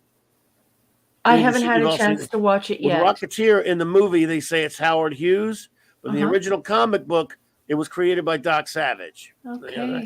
So lots of tentacles of ideas and seeding other ideas and other IPs. I get it. Yeah. The thing is that you have to have a variety of books in your life, and certainly everyone should be reminded that probably what made the Doc Savage books so popular is you really needed something to read on the bus. You really needed something to read in the car. Sure. You really needed something to read to pass the time. And, you know, and you're not going to sit down with Hesiod's Theogony and you know, to do a comparative analysis of it. You have to have a good time and you know, blow through something and just go to a little place. And so, yeah, this is great. And Raquel, sorry to interrupt, but the great Mr. Angel is being threatened to put the phone away, so let's say goodnight to him and hope he's doing good. And I hope you're doing better, sir. And thank you for that Discord that you set up. So I'm going to post a Discord so you can Mr. Angel and crew and put Clobbering Times related chat in there too. Mr. Angel, appreciate you. We love you. Take good care of yourself, and we're thinking of you. Yep. Hungry Boy, yeah. The thing about it's, I think when Alan Moore created League of Extraordinary Gentlemen, a lot of people think, why didn't he, why didn't he use Doc Savage? I guess it's just because he was too larger than life and stuff. But yeah, I mean, and obviously they couldn't, It would have fit. Yeah. He would have fit in with him, but then he would have taken it. But he wouldn't have been as, but he's too moral. They were all a bunch of reprobates, and especially in the comic. Holy shit! I love the League of Extraordinary Gentlemen. Too. A lot of people hated that movie. You're talking about. By the way, yes, it's true. The Fortress of Solitude was Doc Savage before Superman had it. I like the movie too. With the three wasn't it in the Arctic Circle too? I mean, it wasn't. What? Doc Savage Fortress of Solitude. It was smaller though. Hungry Boy's thing that he likes Mary Shelley's mom, but she ain't no bus riding. Har har, Raquel. But you love Mary Shelley's mom, huh? See, I like the movie also, Raquel. But most people who were fans of the comic, not talking about me, but hate it because the movie's like very Hollywooded. It's very lighthearted and fun, which is why I liked it. There's no way they could have adapted that sick, disturbing damn comic, especially the part 2 of the second miniseries. No way.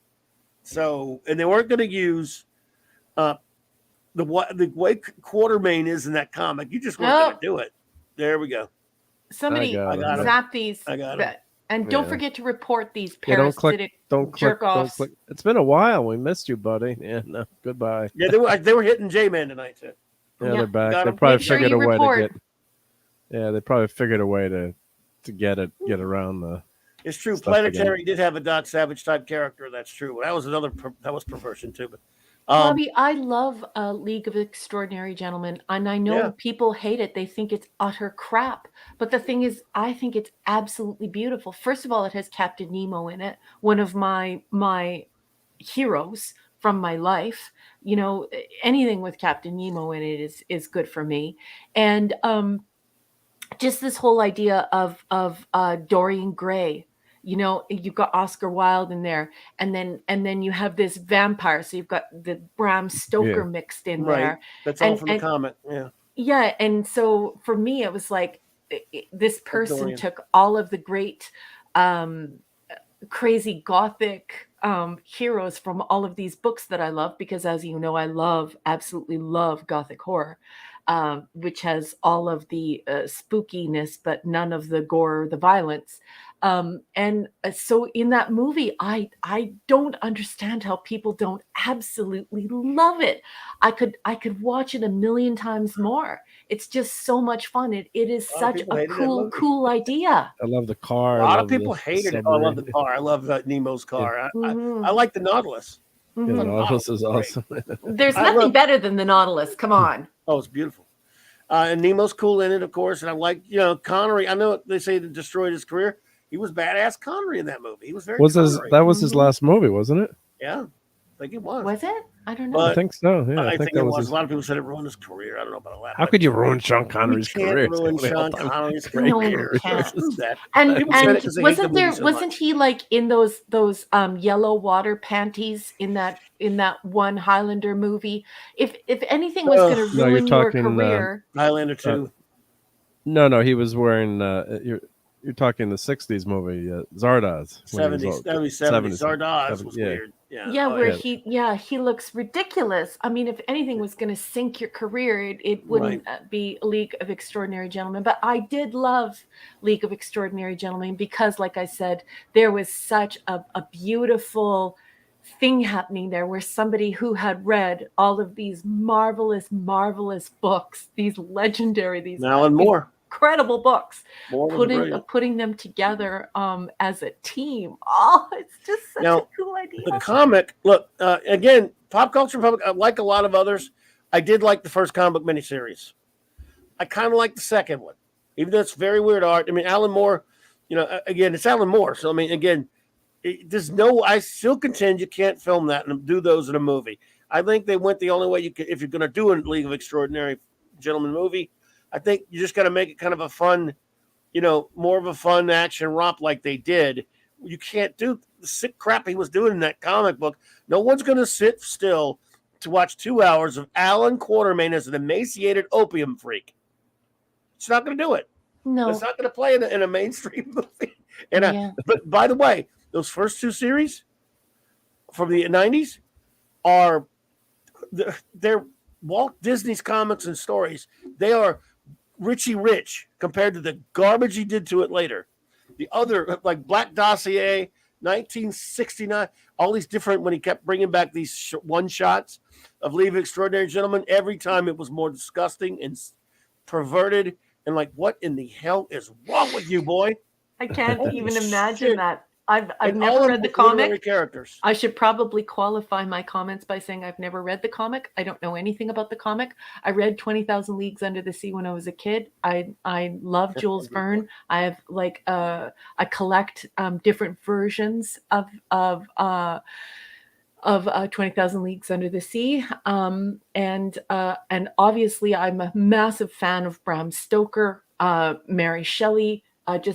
So for me, it's like all of these characters that I love from books put together on the screen. I don't know anything about the pervy comic. I should make sure that I say that. I don't know. Holy shit! By the way, I'm laughing. I'm not saying that I don't like the first couple of miniseries. I do, but I'm just saying they couldn't. And again, the first 2 miniseries you could at least go, oh boy, that's messed up. But again, I'm trying to think. See, they used a few different characters. In the original, it was Alan Quartermain. It was Mina Harker. It was Nemo. It was Mr. Hyde. It was Holly Griffin as the Invisible Man. It was all them. No, he didn't use Dorian Gray or Tom Sawyer. He mentioned them. Yeah. He kept mentioning the crime doctor, but didn't call him Fu Manchu. But he was there. He kept mentioning if you thought there's so many mentions of almost every literary character you could imagine is in there in the first 2. And we should also say that this is before reboot-itis. This is before the corporations decided to start like rebooting everything and mixing everything up and rehashing and recycling things. So when League of Extraordinary Gentlemen came out, if you were not a geek, like I'm not a geek, when you saw that movie, you were like, oh, all of these amazing literary characters that I love, look at them all, they're all here. And so you were blown away by it because you don't have the knowledge of the geeks with the comic books. And certainly it was a completely different time back when people used to make fun of sequels and certainly reboots. People thought it was hysterical. We used to mock that sort of thing. So definitely different times.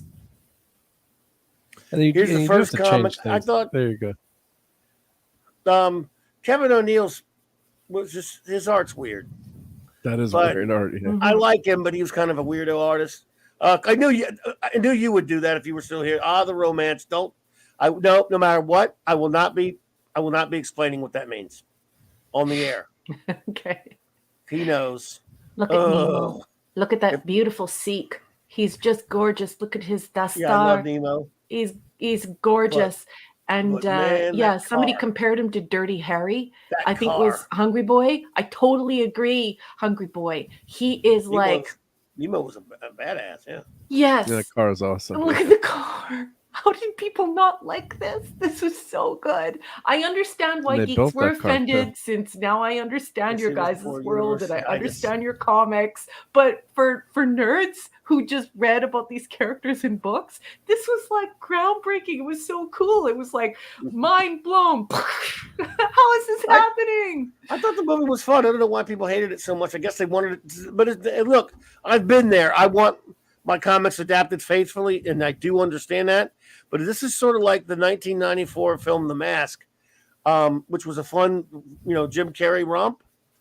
If there was no way they were going to film that comic, it would have been, you could not film that comic without changing it and just letting Jim Carrey be silly, because the comic would have been, it's so blood and guts and so disturbing. The Mask I'm talking about. I don't know if you've ever seen The Mask with Jim Carrey. You've probably seen it. Yep.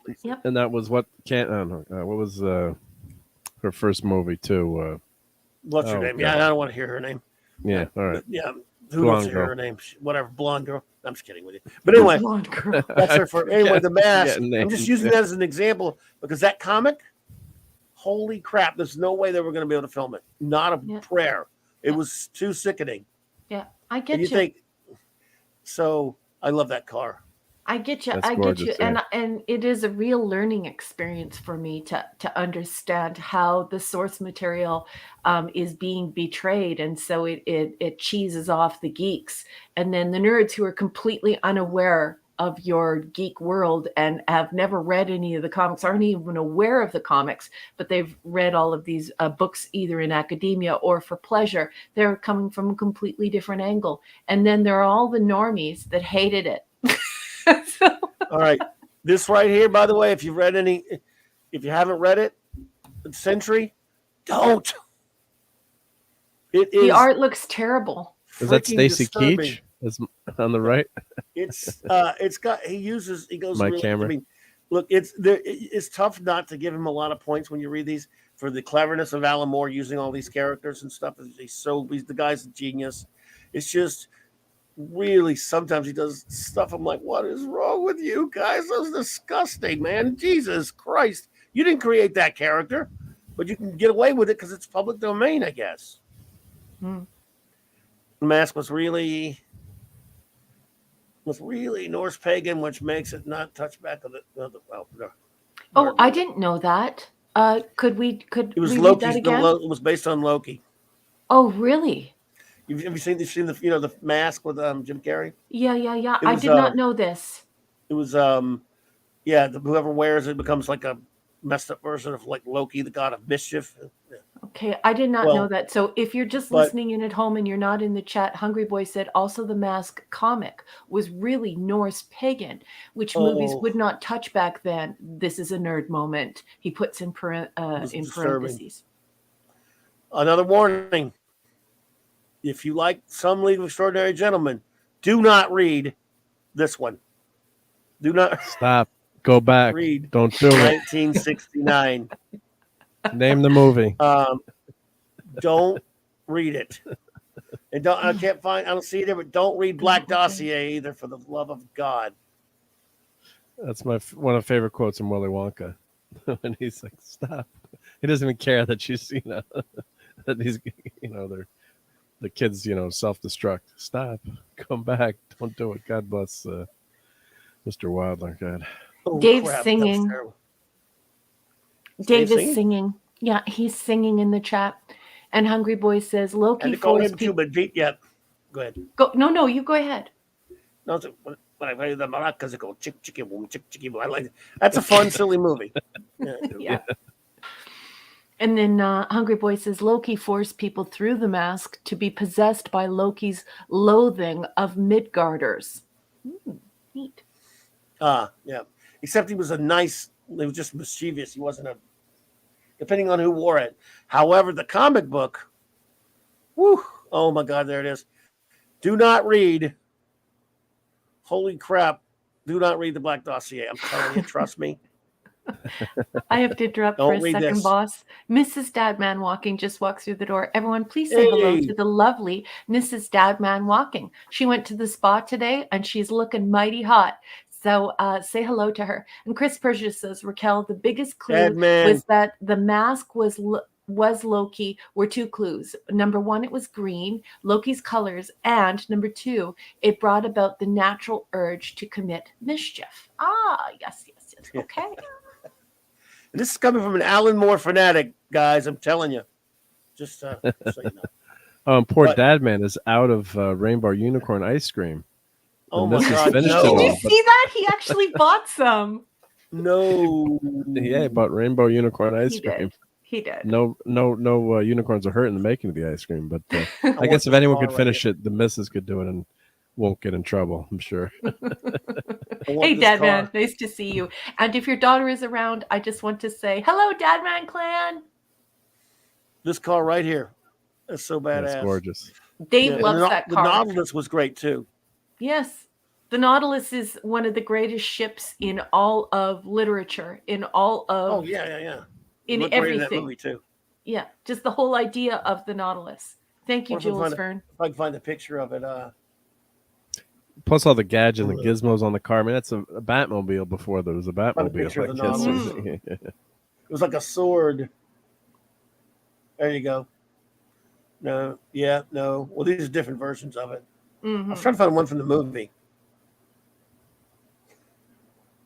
Of course, the one there's one from the movie. I think. Look. Yeah. Well, that's a small one. You can't really. Yeah. But it was a cool design. Yep. And I think was it practical models back then, or was it CGI? But I thought it was mostly practical. Some practical, right? The car they built. The car. Well, it was an old movie. Wasn't this movie in the 90s? 2003 or 4. Yeah. It was 20-something, almost 20 years ago. So, yeah. But no, look, I don't know. I remember watching it and thinking it was fun and liking it and thinking, man, everyone's trashing it. Like, if you dare even say it was okay, they're like, what is wrong? It's the worst piece. And well, what is that all about? I mean, and I think they just thought it was bad because it's not the comic. I don't know. I really don't know, to be honest with you. I think that's it. But like, now that I know you guys, I understand it more. I thought it was like shocking and cool coming at it from a nerd who read the books. But once you explained to me the way that the League of Extraordinary Gentlemen took shape in the geek world and the original source material, of course, but I'm very happy that I did not read the comic book and that I'm completely unaware of the comic book, because it sounds incredibly violent. It's weird. Yeah, that's I love not Moore. something One of my favorite Alan Moore comics at all, to be honest. I know first couple of miniseries, and I wish Ace Cast Iron was here because he would be saying the same thing that Claude did. The romance. But I'm not going to explain that one, folks. Don't do it. I'm not explaining it, no matter what you say. Boy, I want to explain it so bad, but I'm not going to do it. Even if we weren't on the air, it would be tough to explain. It would be. I would be like, no. But I certainly couldn't do it. Just don't go there. Yeah. Because you know how guys are. Yeah.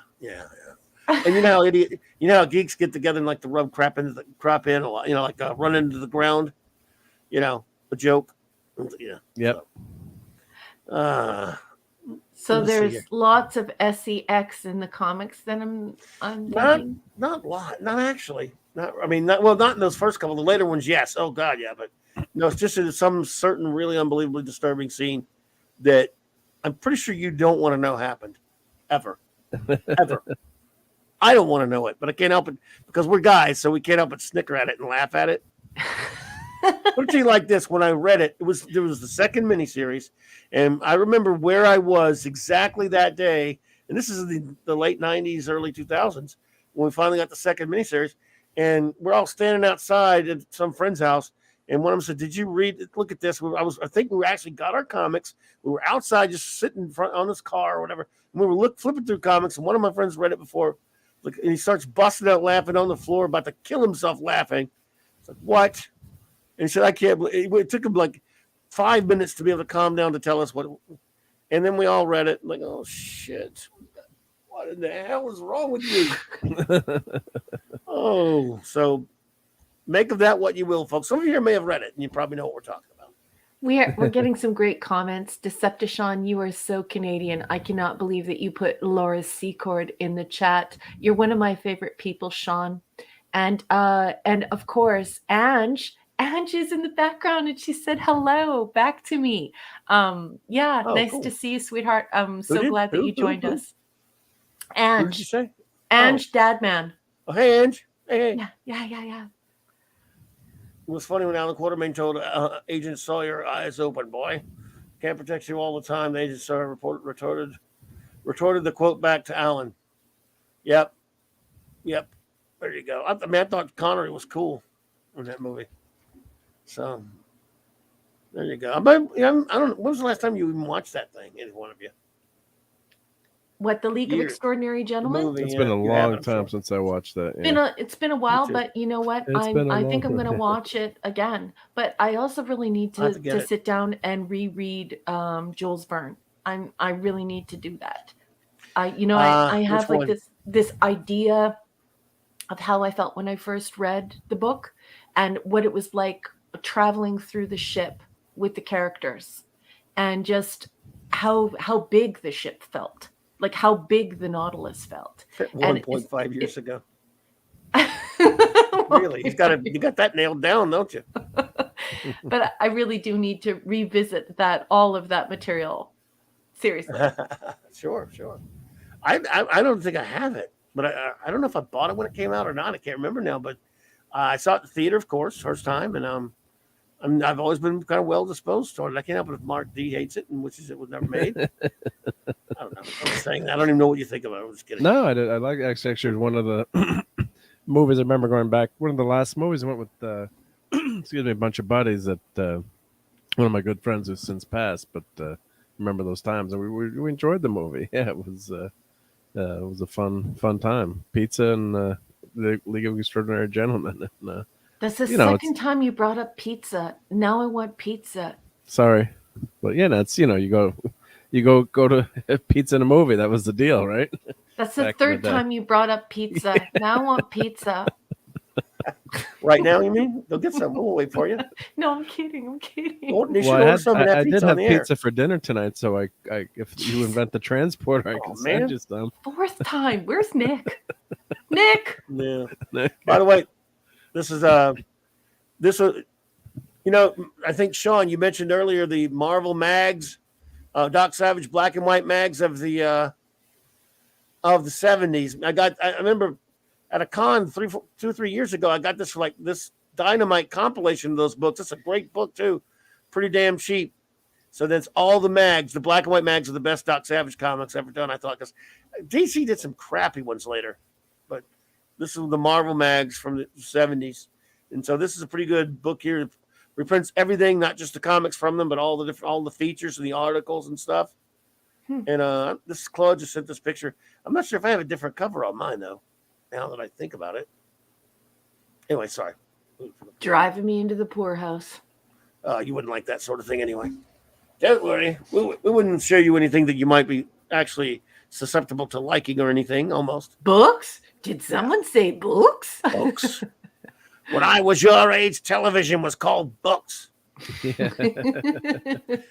Princess Bride quote, right? Yep. That's a great quote. I've never seen The Princess Bride, but that's a great quote. Oh my God, that's I love that movie. Inconceivable. Inconceivable. Let me guess, that's also from The Princess Bride. Yes, and eventually when he says it, abuses it so much, Mandy goes, you keep using that word. I do not think it means what you think it means. That'd be so much fun to watch that movie with you, Raquel, because you would love that movie. Yes. Maybe I'll check it out. Maybe I'll check it out. Oh God, you would love that. Yeah, that's one of the few movies the missus actually would watch more than once. She's like a one-time movie and done, But one and done. But and I was gonna buy her the action. Maybe I should get her the Princess Bride action figures. She would probably love those too, right? Yeah. See how that flies. Oh yeah. Oh boy. For Mother's Day too. Yeah, that's a good gift idea. What do you think, guys? That tune in next week, folks, when Mark will be broadcasting from the garage. From another zip code. Television is just books with some mannequins who move apocryphal Hitchcock quote. Wow. Well, apocryphal, but still, it could be true. But yes, well, there we go. DC did one of Carrie Ells just got bitten by a rattlesnake this week. Did you guys see that? Speaking of Princess Bride. No. Dread Bride. Yeah, he got bitten. Showcase black and white phone collectors. What it says here. Doc Savage Magazine. Yeah, there you go. Cool. All right. So, but this one I got there is similar to those, but it's by Dynamite there. I just have to Sean. It's Carrie, what's his name? Ellis, how do you say his name? Ellis or whatever. Ellis, whatever. He's bitten by a rattlesnake this week. Yep. Really? So, yeah, his finger was all. Oops. What happened? What was he doing? I think it was just at his house. No, I think it's just at his house. Yeah. So he said that's what was he doing? So he I can't remember, but I think it was just in his backyard or something. Let's hope he was outdoors. Otherwise, but he posted. Yeah, he posted. I got it wasn't a rodent of unusual size. He hadn't made a joke about it on his Twitter feed. And he had a picture of his finger. He is a jerkwad, though. Oh, okay. Here you go. Decepticon. This is what you were talking about, I think. What? From the DC showcase one right here. that Minimus sent a picture of. Brain Sean Brain. What's he putting up? See, Sean, Claude has everything. He does. Probably the showcase you're talking about there. Yep, there you go. Showcase black and white. Phone book collections. Yep, the Marvel Savage magazines. Yeah, those are pretty good, but I kind of like the one I got from Dynamite. I haven't seen it. It doesn't have the same thing. Cool stuff, though. The Bama stuff, it looks, this is I not don't know, Bama it looks here, almost steampunk. Like it's got that same League of Extraordinary Gentlemen, that same sort of gothic horror feel to it. Just, they look incredibly interesting to me. I have to at least buy at least one and check them out. Yeah, well, like I said, the covers are really nice to have. Bama covers, yes, of course. $300 for a graphic novel from Dr. Doom versus Doc Savage, painted by Bama, written by Roy Thomas. I'd pay it. Well, who wouldn't? Who wouldn't, man? Mrs. Dadman says, a friend of mine was weeding in their garden and got bitten by a pygmy rattlesnake. Nearly lost his hand because of ow. At first, he didn't realize he was bitten because it just felt like a thorn stuck him. Cripes. Minimus, Jesus Christ. Elvis is a weirdo. Probably had sex with the snake. Tried to have sex with it. Well, I've heard those things about him. Okay, both those books have the same stuff. Good to know. So Claude has it twice. There you go. Very thorough. There are two cats in the middle of my street beating the crap out of each other. Cats? So if you're here, yeah, cats. Just some random cats showed up in the middle of my street. Nice quiet street, nice neighborhood, and they're in a death battle. So if you hear in the background, has nothing to do with me. They're just very loud out there. Cats as in actual cats, not like as in actual meow. Some people call dudes cats. Like, these two cats out there fighting in the street. No. If it were two cats and they were cats, I'd be calling the cops. Right, if they were like dude cats. Yes. These are real actual kitty cats. Yes. Gotcha. Just making sure. And drinking water. Oh my goodness gracious, man! Those chicken shites didn't have an entry in the tripwire thing this week. Damn them! But I did 3 last week, so yeah, caught up, right? Yep. You know, at the top of the show, I really thought that you were going to segue into the tripwire idiocy. And I really thought that we would have seen some work from Bama in Tripwire. I really thought he might have done some comic book work. They did mention his passing because he was a fantasy artist, but to my knowledge, he didn't have a comic book career. So, but he's again, and that's the funny thing. He's just still very connected. You know, comics fans of the time really, were fans of his, because Doc Savage, even though it was a pulp, was very akin to comics. They tried a couple of comics here and there, and then Marvel did them for a while, as we just talked about. And then in the 80s, DC took a couple of shots at it, did some I didn't like much. Then in the 90s, a couple of different companies, Innovation, wasn't it, or Millennium, and then Dynamite did them in the 2000s. So he has a comic book history of sorts, but he's mostly a pulp character. Let him stay that way. And Dadman admitted that he's never seen The Princess Bride. Now they're going to do to him what they did to me. How is it possible? Dave's already like, what? What? No way. Dadman's like, look, I'm ducking. Just look. Don't throw your shoes at me. Yeah. Yeah, part of the reason why Bama didn't do comic book work was the money, like Go-Go's wages, to 20% or less in illustration. Now, if he did any at all, I'm not particularly aware of it, but maybe I've seen it and just forgotten, but I don't think he did. So, I mean, maybe, I'm not saying never, but I don't think so. Yeah, look at him getting dogpiled. Stephen M. just asked Dadman for his agonizer. Your agonizer, please. How dare you not watch a movie that we all love? And we got Steve Mitchum away from pumping iron. Dadman, right there. He's your target. Your target, Dadman. Man, Dadman is the target. Look, they'll throw their shoes at you. You just have to duck. I hid behind the Chesterfield. They all threw their shoes at me. Then I quietly came out from behind the Chesterfield and said, "Look, I've seen the movie. Okay, leave me alone." I think we should throw shoes at you for saying Chesterfield, but that's just me. Listen, it's a Chesterfield. It's not a couch. Couch sounds like something that you get when you sleep with somebody who's not a good person. Couch. I can accept sofa, but I'm used to couch, But couch sounds so bad. Did you hear about Mark? Mark is so sick. He caught couch. I don't know if he's ever going to be the same. They put him on antibiotics. Couch sounds terrible. Sofa. All right, sofa. Especially because of Dr. Seuss, a bofa on the sofa. I'm okay with that. But in Canada, we say Chesterfield because couch sounds like something that happens to your naughty bits when you sleep with the wrong person. So that's a no. I see no reason for answers to be couched in riddles. Sneaky. Oh man, I have no fear. The man of bronze is here. Oh. Let me see here. What the hell? What are they doing in there? What's happening? The chat has it. Yes, we're gonna be judging anyone who hasn't seen any movie we don't approve of you not seeing. So lock onto the member of the chat who hasn't seen the movie and fire. Yes, Kal-El. Gonna make you watch Moon Knight over and over. Yes, we're gonna make you sleep. That's like a purgatory movie because nothing ever happens in it. Nothing. It's just like over and over. It's I put out a tweet. You ever just put that was out a fun you tweet. Think it's gonna be an innocuous tweet you didn't think anyone would give a shit about? You're just saying it and fit 5 million people that you don't know like it.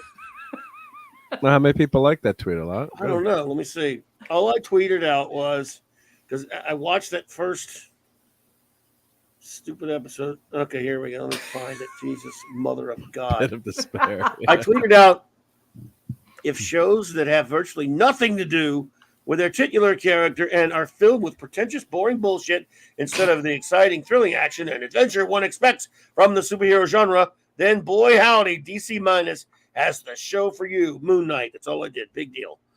74 likes. That's a lot because I don't have anybody follows me. And the people that are, but most of them I don't know. A lot of them I know. Did Elon Musk like it? Yes, he's decided to make me CEO, his assistant manager of Twitter for it. And the shame is, I mean, there's, as we were talking last night in your show, that I think there were some good segments in that show, clips. Jesus Christ, man. But it's just way too drawn out and way too long. Yeah, let me finish. Don't kill me yet.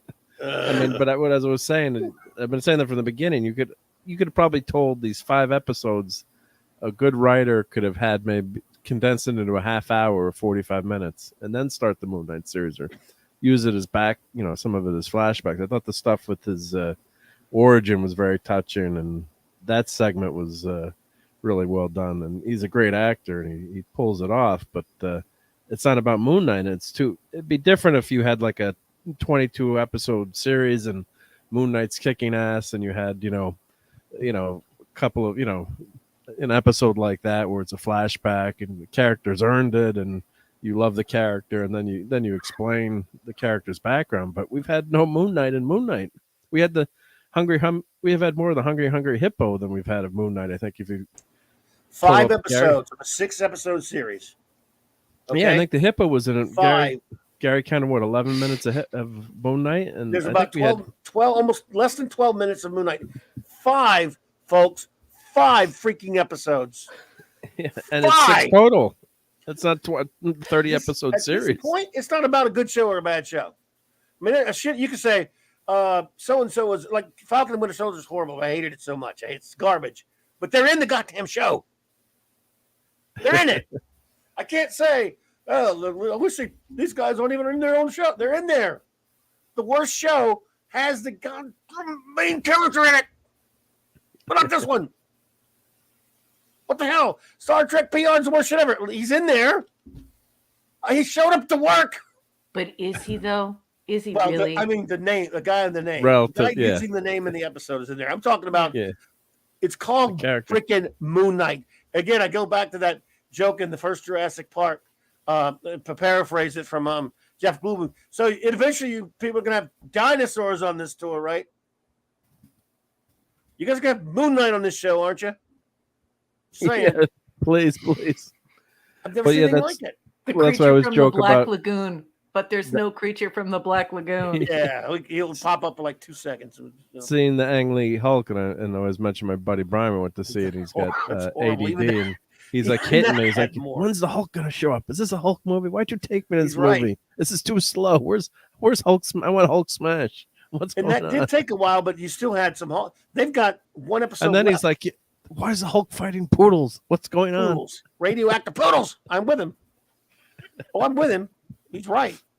But even that had more Hulk than this has Moon Knight.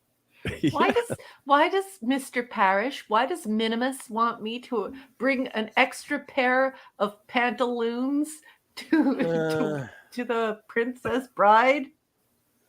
I think because you're going to laugh so hard. Just have a spare pair of pants on. No.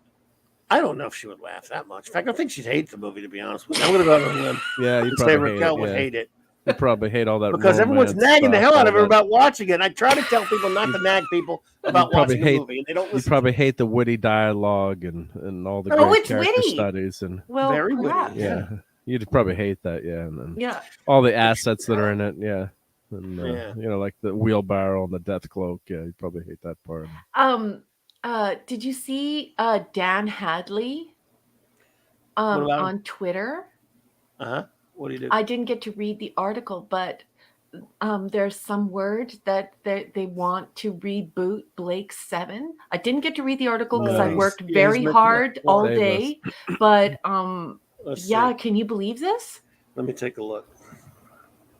Dan, what are you doing to me? I like Dan. Dan's great. I know Dan's a good dude. I met Dan through you, Clobby. You were right about him. He is a wonderful person. Very nice fellow. Yeah. Yep. Let's see here. Oh, here we go.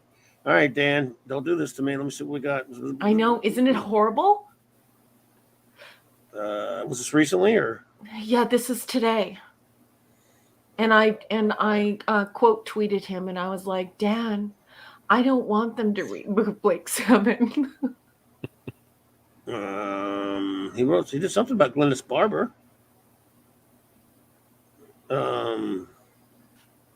Talk about some Doctor Who tweets.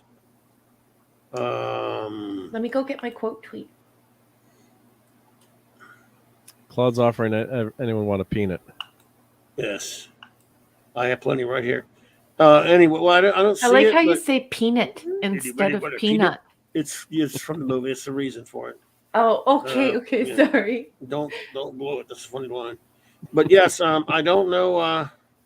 Well, I can't find it, but I mean, it's been threatened before. I'm getting it. Just let me go get it.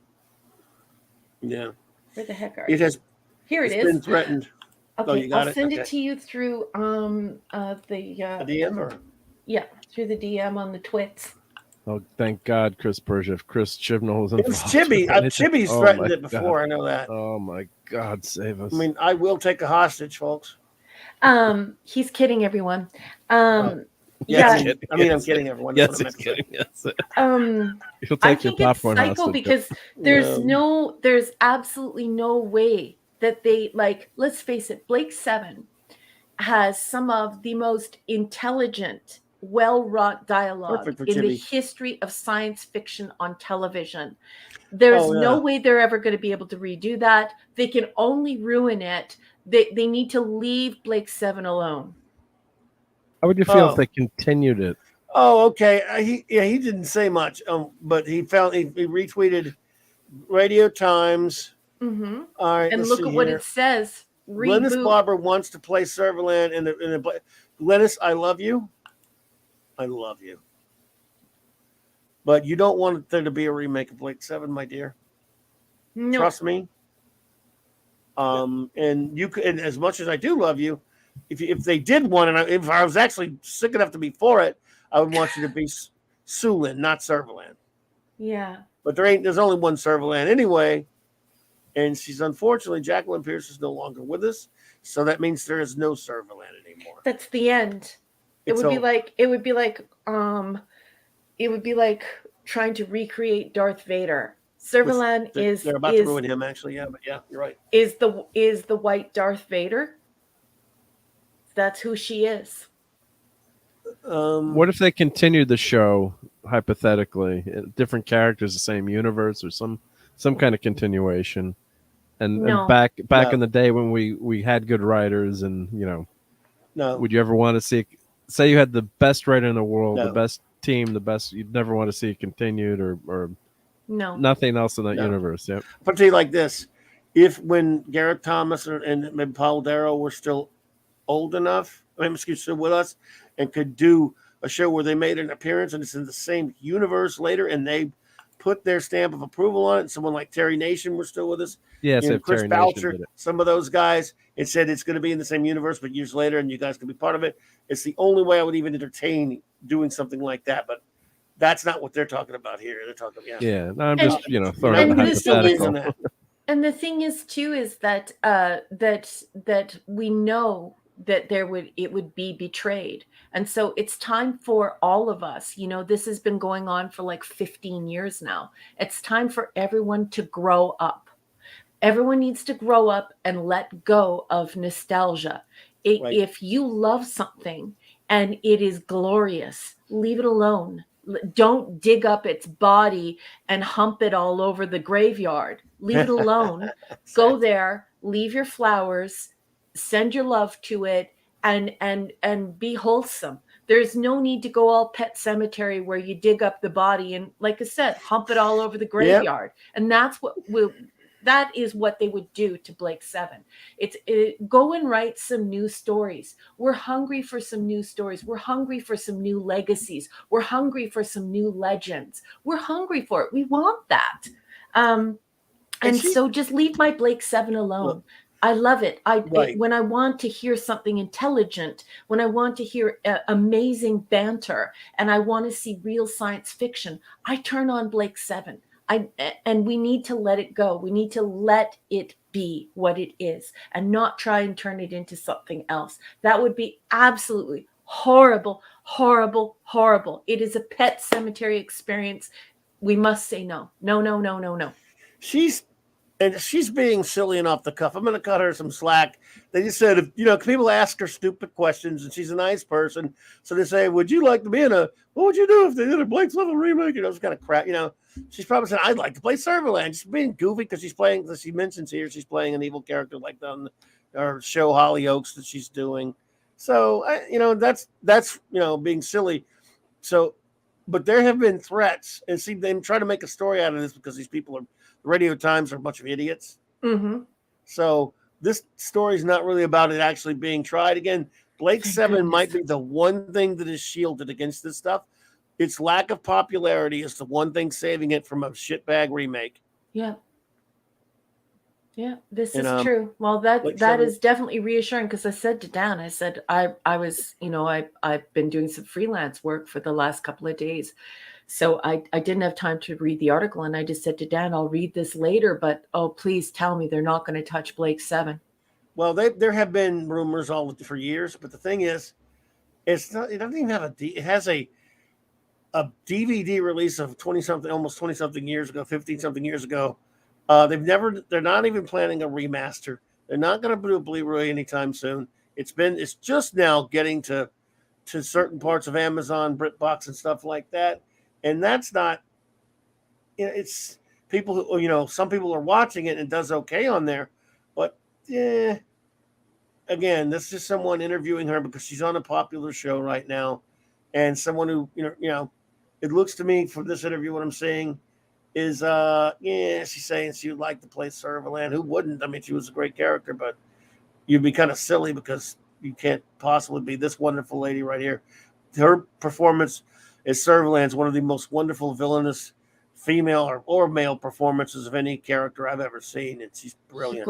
Glorious, I and love her that so much. that pixie cut, her hair's so short at the time, was such a breakthrough thing, you know. And the whole idea with Annie Lennox and the whole idea with what's the model's name?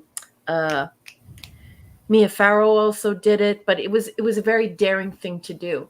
And just when she walks out the first time and you see her, and she's exactly like Darth Vader, except for the fact that she's always in white.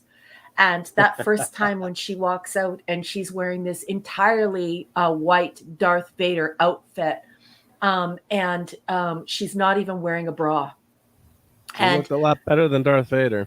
She looks so beautiful, cunning, comely. You're instantly, you know that this woman is danger, and that she's rotten inside of her bones, like in the marrow of her bones. She's rotten, and she is one of the best villains that has ever been on television. And if you tried to redo that, it would be absolutely ridiculous. Her physical body, her physical presence, the way that she projects the character, that can never be remade. You can't do that. Who would do it? Who would do that? Nobody. One can do. Nobody. No one is Jacqueline. No one is Jacqueline. And she punches you in the face when she meets you. Like, and you feel it. Even if she doesn't raise her arms, you get punched in the face when you meet this character. And it would be horrible. Horrible. Don't do it. Horrible. She's the scariest kind of villain because she looks so good. I mean, usually if it's like somebody that's scary looking, Darth Vader, you look at him and you don't want to, you don't want to make out with him. You see some villains. And like you see her and like, oh my God, I know she'll stab me in the back, but I don't care so much. And the way that she uses men as objects, my God, it's horrible. Yeah, she completely demeans men and uses them as objects, and like dehumanizes them. Her body, like her body is a weapon, and it's. Her body is so beautiful, and she is presented in such a beautifully ugly, evil way that, for me, it reminds me of like Greek mythology. She reminds me of like a Gorgon, or she is that. Yeah, absolutely. Chris Persia, take it easy. Good to see you, buddy. Thanks for being out. Good night, honey. Good night, buddy. Love you. Exactly right. Yeah. She is a poisonous snake. Yeah, she's really super scary. You almost think of her like a siren, and you think you're yes. Odysseus, and you need to tie yourself to the mast, because the minute that you hear the song, you're done for, you're dead. And so I think it would be a huge mistake to try and create what I call the white Darth Vader. Mm-hmm. And certainly that has nothing to do with her skin color. It's, if you watch the show, you know she's the white Darth Vader, almost like the pale horse from the Book of Revelation. This is the devil coming toward you, and you better turn around and run in the other direction. Very well said. Well, you might have a few minutes of a good time, and then it's all over. Oh, you'll feel sexual pleasure. Avon's, that's why she hates Avon so much, because he knew it. I mean, when he kisses her, then drops her on the goes, imagination, my only limit. I'd be dead in a week. Mm-hmm. Yeah. He knows you don't turn your back. Now, Jarvik, if Jarvik hadn't got himself killed, who knows? Jarvik might have been able to take care of her, but I don't know. She'd eventually turn on his ass. I love Jarvik, by the way. But she would have, I don't know what she'd have done to Jarvik. That'd have been an interesting thing to see happen. And I couldn't believe that character. Well, of course, it's an old show, but he only lost that one episode, right? So such a great character for like a short I'm like, time. wow, they introduced this great character, and boom, that's it, gone. That's why I love the show so much. They can give you like they can giveth and taketh away in like a couple of seconds. And like, what's going on? It's not just her though. There's no one will ever be Cara Avon. I'm sorry, nobody. No one can ever be Blake. No one can ever be Villa. None of them, but especially Avon. And they tried a little Big Finish audio where they were going to start. They tried to be cute about it, late 90s or whatever, early aughts, and they were trying to have a new cast and change Blake's story and all this other crap. And they had other people doing the voices. And for a couple of them, and fans were like, nah. No. So who would especially if it's an audio book, especially an audio book too. It's like different. Especially the Oracle, like Auric. Auric is such a specific it wasn't character. Peter Cheatingham, I don't think. Pardon? The Auric wasn't on there yet. They didn't get that far. They only did a couple of them, but I don't know. So, but they had Zen. But see, there's the thing. It was like after I saw, they showed pictures of these people. I'm like, now you really were on it. That's not them. And I know it's a radio drama, but no way. So a few years later, they hired Big Finish hired them, and they did audio dramas with the real cast, and they did them as stories. Recorded them as stories that took place in between the series. The thing is, this is 30-something years later. You can tell by their voices; they sound so much different, and yet it's supposed to be taken. And you know what? It did. Still, we got them anyway. We still love them so much. We just put up with it. Right? Yeah. Yeah. I mean, they sounded please different. interrupt because our good friend JD Lewis is leaving for the evening. He says, "Wow, just as I'm going to bed, Raquel turns up the awesomest meter of the chat up to 11. Pleasant dreams, friends. See you Saturday." JD Lewis, thank you so much for being here. Take care, JD. Thank you for that. JD, thank you so appreciate you. So that I bought those, I bought a bunch of them because it was still them, but they were so old that sometimes it kind of felt kind of sad because of their voices, Yeah. But no one could ever deliver the lines the way Paul Darrow does. No one. I mean, just. Well, it's great writing, but even better delivery too, because there's a lot of ways you could screw those lines up. I mean, yeah. That's why I made that 5.5 hour tape called Avon, the Man, the Myth, the Bastard. Yeah. But I mean, he is. And you totally don't understand that until you watch the series, because the way you guys used to talk about Avon, and you guys always used to say, "Oh, Avon lives." I wondered, what's going on. And as I'm watching the show, I'm like, this guy is a total douchebag. And then and then of course, I'm not going to spoil it for anyone, but obviously, I'm not going to spoil it for anyone. Go watch Blake 7. Most people here have seen it now, I think. It's so intelligent, hysterical. There were times where I had to press pause on the Fire TV, rewind, because I laughed through the entire next scene when Avon just he lets a bomb go. And his bombs are terrible. They're not A bombs. They're not like those little atomic bombs. These are like giant nuclear bombs. They're just soul destroying insults, and they're just delivered so casually. Just imagine walking up to somebody and they slap you in the face verbally, and there's nothing you can do about it. That's one of the favorite things about the show. I love the what was it? And even Villa, one of my favorite ones was about Avon and Blake. With Villa, he says, "What?" When he says to Jenna, "What's eating him now?" She goes, "What do you think?" He goes, "Well, haven't yet." "Oh, okay. Sorry about that, Kal-El." Well, it's just a line anyway. He goes, "If it ever comes down to a showdown, my money's on Blake." And then Villa goes, thinks a second. He goes, "Oh, half of it. I'll put the other half on Avon." Oh man! And right now we have an entire generation of the dumbest TV and the dumbest shows and the dumbest movies ever made. They're not even original ideas. They're innovated dumbness. We've gone into the dumbness, and this is the polar opposite of that. This is intelligent. It's just so. It's just great. When STD tried to copy the Galileo 7. Oh, it killed me. I was like, oh, that's the one I made you watch 30 seconds of, Mike. Yeah. And oh my God, it's just so horrendous. I mean, you can't even copy it and get like a tenth of it right. It's just so bad. Actress Joan Collins was a good heroine portraying the Keeler in Star Trek. Yes, she was. But she was better villainous on as Alexis Colby in the TV series. Yeah, I never really watched it too much, but I know what you're talking about. I remember that show from the 70s.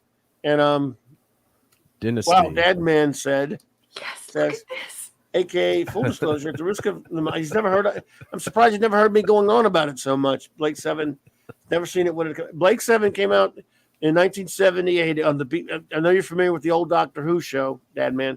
It was around the same budget, same place, BBC, for 4 years. It's a sort of a British equivalent to a science fiction space show in the future. except it's the antithesis to Star Trek. It's very the opposite of it in a sense. But yes, it's a science fiction adventure set in a spacefaring time, 1,000 years in the future, and I've loved it for 35 something years or whatever. And our friends here have just recently, Raquel and Mark and J-Man, made me watch it. Yeah, have just now finished watching it. So I didn't know you didn't know about it. It's in a draconian future. The Federation is a draconian government that controls thought, speech. They reprogram your mind. They can implant thoughts. And it's really Orwellian. Orwellian. It's the opposite of Star Trek. It's not a hopeful future. It's a very militaristic, a very military dictatorship controls people. A lot of corruption. Federation, but they're not a bad federation. But instead of dwelling on the political happenstance, the political machinations that create this environment, this dystopian future, instead of pausing on that and remaining on that and sort of, masticating and just chewing and chewing and chewing on that, it doesn't do that at all. It actually presents the dystopia as just the absolute reality. There's nothing to push back from it. You can only run from it and fight against it in your own way while you're constantly being chased. And so then you're presented with all of these adventures instead of staying in that one place and sort of spinning in that one place, contemplating this political situation. Instead, it's more frightening. It's so cerebral that it just basically says, well, I'm sorry, my dear, you are but a mouse. I have your tail trapped beneath the point of my shoe. And what are you going to do? And so you're in the show, you're in the, what are you going to do? There's no grand design where they're going to overthrow it every single week and stupidity like that. It's a very, very intelligent approach. And because of that, it's so much fun. And it has a very deconstructed, in the purest sense of the word, not in the philosophical sense, because deconstructionism and deconstruction are two different things. I'm not talking about Derrida here, but it has this deconstructed stage quality where it's almost like community theater. So in that way, it's almost like the very, very early episodes of Star Trek TOS. So the very, very early episodes of Star Trek. And because of that, you don't care about any of the props. You don't care about the quality of the props. You don't care about the quality of the effects. You do not give a single shite about any of that. All you focus on are these amazingly brilliant characters and how they speak to one another about their circumstances and what they're going to do. And so because of that, it's very engrossing and very rewarding as a viewer. Yeah, they only really stick to the politics, I think, for like the first 2 or 3 issues when they're on world in terms of seeing what the government is actually doing. They show and then you you're that, right, yes. 100% right, and then they head off into space. So it wasn't dwelling on that. Dad, man, it's got a very low budget because of the what it's based on. Oh, Decepticon, good to see you there, bro. Oh, good night, Thanks so sweetheart. much for being here tonight, man. Yeah, thank you. Care, thank buddy. you for being care, here. Sean. And it's very, very low budget, doesn't have great effects or anything like that, as Raquel was saying, Dad, man. But the premise basically is a political revolutionary is being set up by the government to discredit him and sent to a prison planet when he and a bunch of criminals managed to get a hold of an extremely powerful alien spacecraft that he decides to use to fight a war against this federation to destroy it, basically. From there on, he and a bunch of criminals. So that's your basic premise, just so you'll know. And you can't say a word more. Yeah. You just, it's but it is definitely, put you like this: Star Trek is the dream, Blake 7 is the warning. It is. Yep. Yeah, so and where it's we're going, who terrific. knows? Yeah. It is such terrific. The dialogue is just terrific. I don't know if you've been to a lot of community theater, but if you've been to a lot of community theater and you've seen a lot of, stage plays for Oscar Wilde or any of our famous authors of incredibly important novels, This feels like that the banter that is seized out of those great novels and put on stage and given life on stage. Blake Seven very much feels like that. Very much. That's what you're watching. So it's just so much fun. So I was warned at the outset that I might not be impressed by the quote unquote hokey weapons or anything like that. And nothing could be further from the truth. Because I was so immersed in this beautiful dialogue, this excellent banter and these discussions about, about who they are as people and how they interact as people and how difficult it is to interact with other people and their circumstances and everything. You just feel completely engrossed, exactly like you do in community theater. You don't care that somebody's sitting beside you eating licorice. You don't care that you can see off stage that somebody's left a can of Pepsi or Coke along the side of the stage, or that, that there's a box that's not real on the stage. You don't think about that. All you think about is what's happening in the story. So for that reason, I highly, highly recommend it. Hey, Matthew Pounder, good to see you, friend. Hey, Matthew. Good to see you. Yeah, and we've done a lot of recommending of that show and many others. So yeah, Dad Man, I did not know you did not know that, but thank you for asking. Appreciate it. Because I'm never out of my wheelhouse with talking Blake Seven. I always enjoy doing that. But you always have trouble picking up some quotes there, and then expressing myself too. Yeah. Yeah, and then you were going to mention Claude is waiting for you to mention something. I think. No. What did you have to actually? What's wrong with you? I've already done that. I'm not going through that again. I got enough problems. I can't believe somebody's in trouble. I'm not feeling good tonight. So.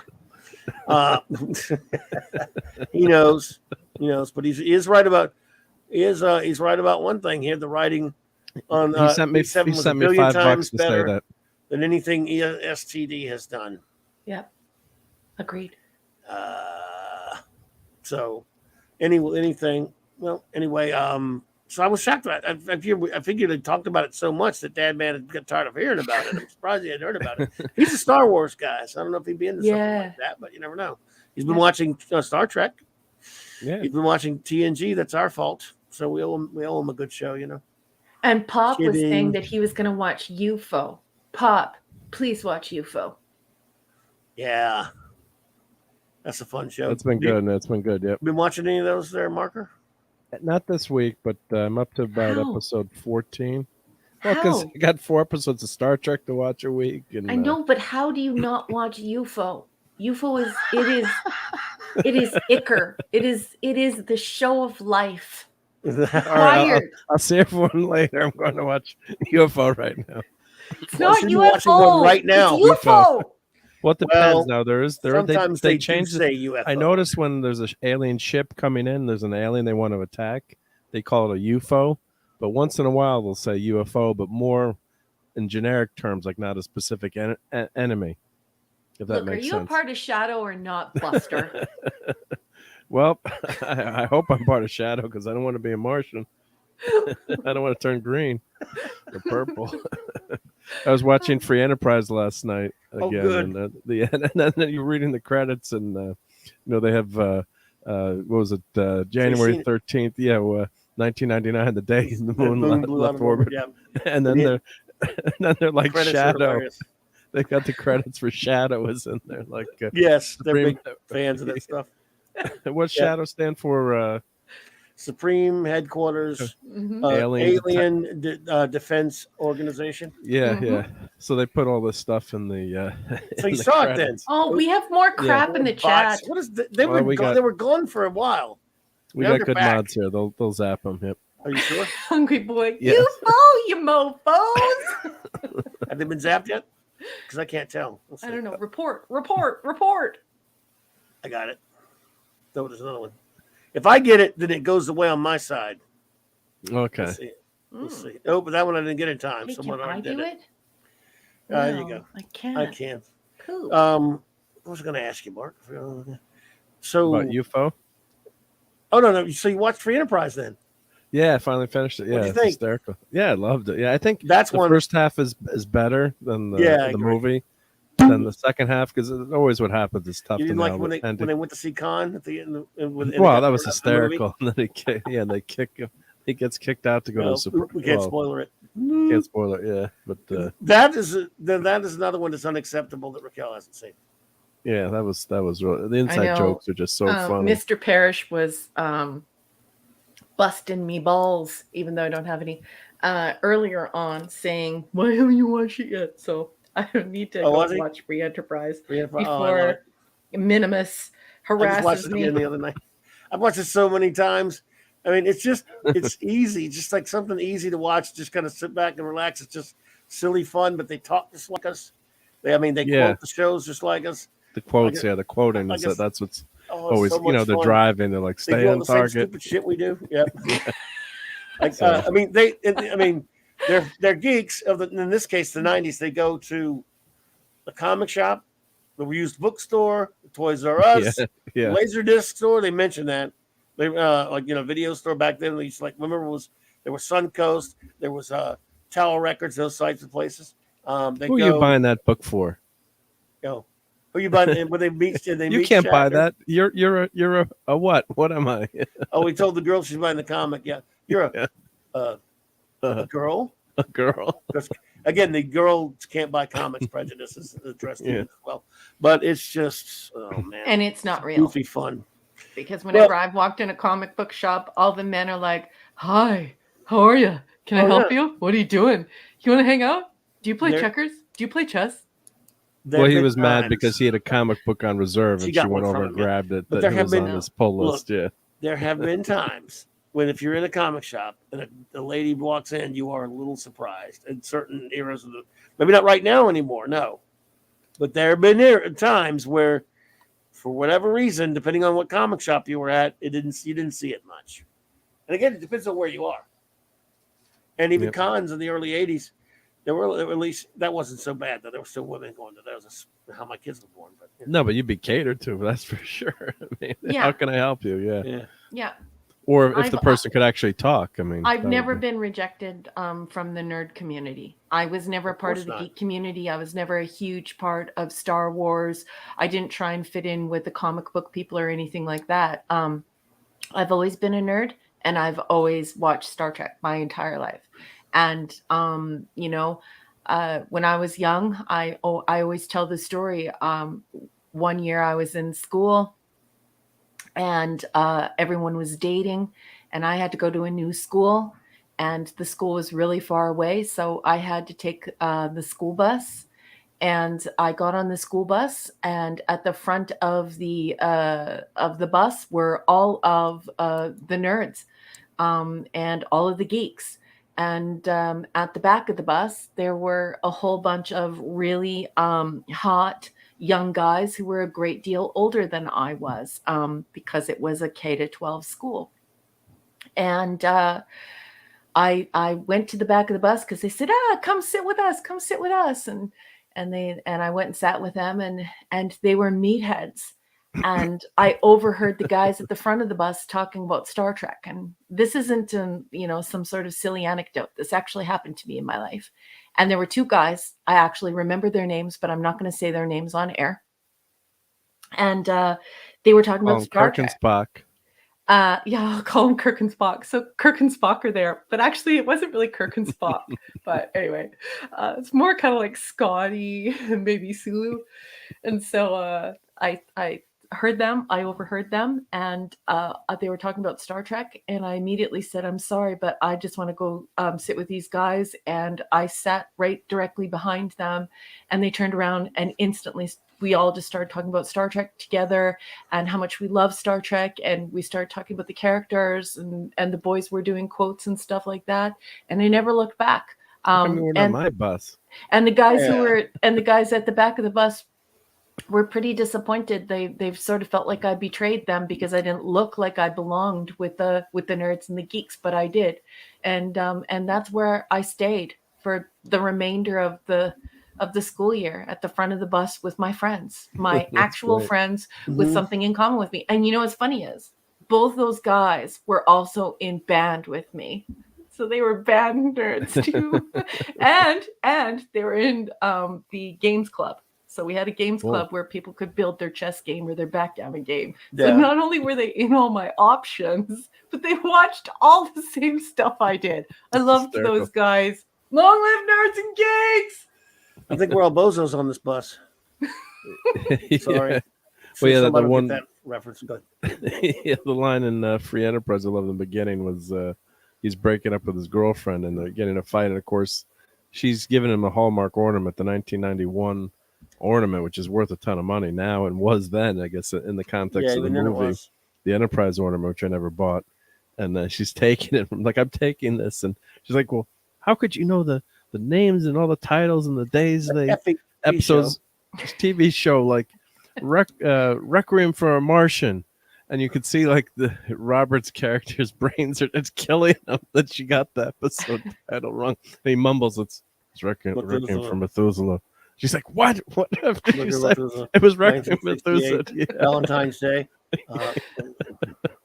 Yeah, Claude says a girl in a comic book shop used to be like a lady walking into a men's room. I totally agree. It did. It was. I 1000% agree. I do think, especially when I look at the demographics of who buys my stories, like who buys my science fiction, it's almost exclusively men. Women don't support my work at all. And I do have to agree with you, Mr. Parrish. All my life growing up as a nerd, I was quite alone as a young woman. There were very, very few of us. And certainly I have known very few nerd ladies in my life. And that's why, nerd ladies are precious to me. And any nerd friendships I have with ladies, I hold on to them pretty tight because we're pretty rare.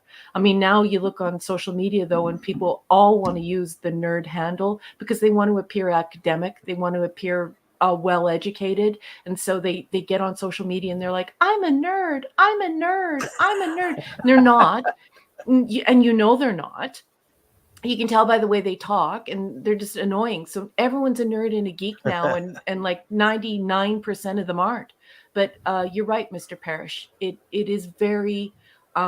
It used to be very, very rare, and now because of social media and people using it to leverage social power. Yeah, you see it a lot more. Yes, and there's Claude quoting from Free Enterprise, and yes, I hear you. I see what you're saying there, Hungry Boy, for sure. Imagine if we in high school met a gal who knew what a feasibility study from Outer Limits meant. And what if she knew what a demon with if she seen demon with a glass hand? That would really drive me crazy. I love that episode. Or just teach someone how to cook with the cookbook. It's a cookbook. We're just look. If you say it's a cookbook and you say it a certain way, if someone's a fan of science fiction or not. They got to know that. They have to know that episode, right? I don't want to spoil her any more of that because I really do want Raquel to see. She might not even like it. I don't know, but I think you'd you'd have fun with the references and stuff. It is a silly, like romantic comedy, from the late '90s, and Robert Meyer Burnett wrote and directed it all, and it's just. I will definitely watch it. This is right now we're speaking of Free Enterprise, and of course, it's Shatner's greatest performance ever. All right. Well, I'm on it. I might watch it tonight. Shatner's play. You have it? Oh, cool. Shatner's playing himself. His greatest role ever. Mark. I have it. I have it. Okay, thanks, There's a way you can watch it. Yep. Thank you, Mark. It's just wow. Chief engineer, greatest chief engineer in Starfleet, folks. Yeah, I'm enabling you to. Yep. You do. Watch it. Yeah. You're pretty darn awesome. Thank you for all your enabling. Like I said, there's one of the two different DVD sets I have. One of them came out a little bit later after I got that first one, a few years later, and it had a lot more on it. And one of the features has got this pop-up menu that you can watch, and it would explain every geek reference in detail, because almost every line is a geek. Almost everything, it's really and 97% of I just caught it anyway. But even though a couple of times we're like, oh, I mean, and of course I'm not going to spoil it. There's some. There are references in there I know you're going to love. I think. I could be wrong. So, anyway. Well, I will let you know because I will definitely watch it. I will actually not watch any Earth Final Conflict or any UFO tonight. And I will watch Free Enterprise before bed instead. You don't have to do that on our account, but if you do, let us know. We'll talk about it next week. We think you might like it. Yeah. If you do, though, we'll talk about it for next Clubby's Clubhouse. You got Shatner in there rapping. I mean, what's not to like? Yep. Yeah, Mr. Parrish, I totally agree. Jocks used to embarrass themselves in front of me saying Star Trek. Who cares if they could decipher my disapproving glare? Yeah, and now those same people, though, are like hipsters, and they're trying to act like they're like these big-time geeks and stuff just because they watched a few superhero movies. It's really frustrating. Everyone you meet now is like, oh yeah, I'm a total geek, or like, yeah, I'm a nerd. Yet no, you're not, and no, you're not. You know what I mean? Like these people are crazy. They're using it because it has power now on social media. But yeah. Well, yeah, it's become so popular now in the Marvel movies, right? So it's in the lexicon of the culture now too. So it's such a big, huge hit. So the comics were popular before, but now with these movies, yeah, it's another level. Well, it's a way of fitting into an online community if you can't really fit in somewhere else. But the jocks used to beat the crap out of my friends, and the headbangers used to beat the crap out of my friends, and that's the truth. My friends were nerds and geeks, and nerds are academics. They're obsessed with academics. That's all they want to do with their entire life is academics, and geeks. They're like pop culture fiends, and they're engineers, and they're just and they're guys who love and girls who love computers and stuff like that. And it's just you recognize who these people are when you see them, and you know whether or not they're true to life. But nowadays, like, you talk to people, and it's all because of corporations trying to create these billion-dollar films. Everyone wants a piece of it, and they're forgetting their own identity. And what we're seeing is this homogeneity in everything. So there's one film that everyone is supposed to like. Well, what's happening to genres? What's happening to people who are the ability of people to express unique interest? There was a time when people who are Generation X, they knew the difference between a punk and a headbanger. They knew the difference between a jock and a nerd, or a dork and a geek. They knew all these things, or a prep, or a goth. They knew these things. And now people sort of pretend like none of those special interests matter anymore. But I think it's quite foolish. Imagine a cowboy going to a punk concert. Do you know what I mean? That's what it looks like to me, as somebody who has been a nerd my entire life. I had a microscope in like grade 4, grade 5 that I got from like a used church thing, a throwaway thing. And where were those people then? You know what I mean? So for me, they stand out like sore thumbs. I don't care how popular it is on social media to say it now. And I know what they're after. The people who say they want to be geeks, they want to fit in an online tribe. And the people who say they're nerds, they want to cultivate an image that they're super intelligent. But, have you ever seen a cowboy at a punk concert? I don't think so, but you never know. That's all I'm saying. I'm just saying, like, and I think it's really bad, because it all gets back to this corporatization of our lives, and this politicization of our lives. Everything is political now, and everything is corporate now. There was a time when the church controlled all of our entertainment. What you read was written by a scribe or a Pharisee or someone in the church. And then we had the printing press. And so we could have our own stories and celebrate our own stories. And now we've had all this freedom. And now all of a sudden the corporation is trying to revert back to the days where you had this, this almighty eye that told you what you needed to believe, what you needed to read, what you needed to think. And so it's very dangerous. Nobody should be getting their morals and ethics from a corporation. It's an incredibly bad idea. A corporation is not a human being. It's a sociopathic entity, Anyway. Well, speaking of going to concerts, my dad loved Willie Nelson. Excuse me, and he went to a Willie Nelson concert in a 3-piece suit, driving a European sports car. and everyone thought he was in law enforcement or something. My dad was just so, would always, he's just like, I dressed up to, I respect Willie Nelson. Like, Dad, it's not You don't wear that, because it's such an old generation. You dressed up to go everywhere. So there's a picture of him at a concert, 3-piece suit. Yeah. With my mom. It's just all my friends were dying. Like, well, no one gave me any trouble. Yeah, because they thought you were the DEA or something, probably, the way you were dressed. Yeah. Well, this is the way social science actually works. Yeah. So we send semiological signals to one another. We have signs, we have symbols, we have artifacts. And this is how we know which likes and dislikes we have. And we do it with the way that we dress. We do it with the things that we watch. That we do it with the things that we wear. We have these emblems, these ideas, and it's how we draw people nearer to us who are like us. And it's a very natural thing. And so obviously you can see why I identify the danger of creating the billion-dollar enterprise that will force everyone into this homogenous one ring to rule them all, or one film to rule them all kind of thing, because it destroys genre, it destroys individuality and all of the uniqueness of these amazing tribes who have so many things to offer society. And it's okay that we're dynamic, and it's okay that we have all these different tribes and all these different likes and interests. It makes the world a very interesting, and I'm going to use the word again, dynamic place, instead of this very, homogenous single idea and single cell. I just don't like it. I think it's odd, and I wonder why it's so popular.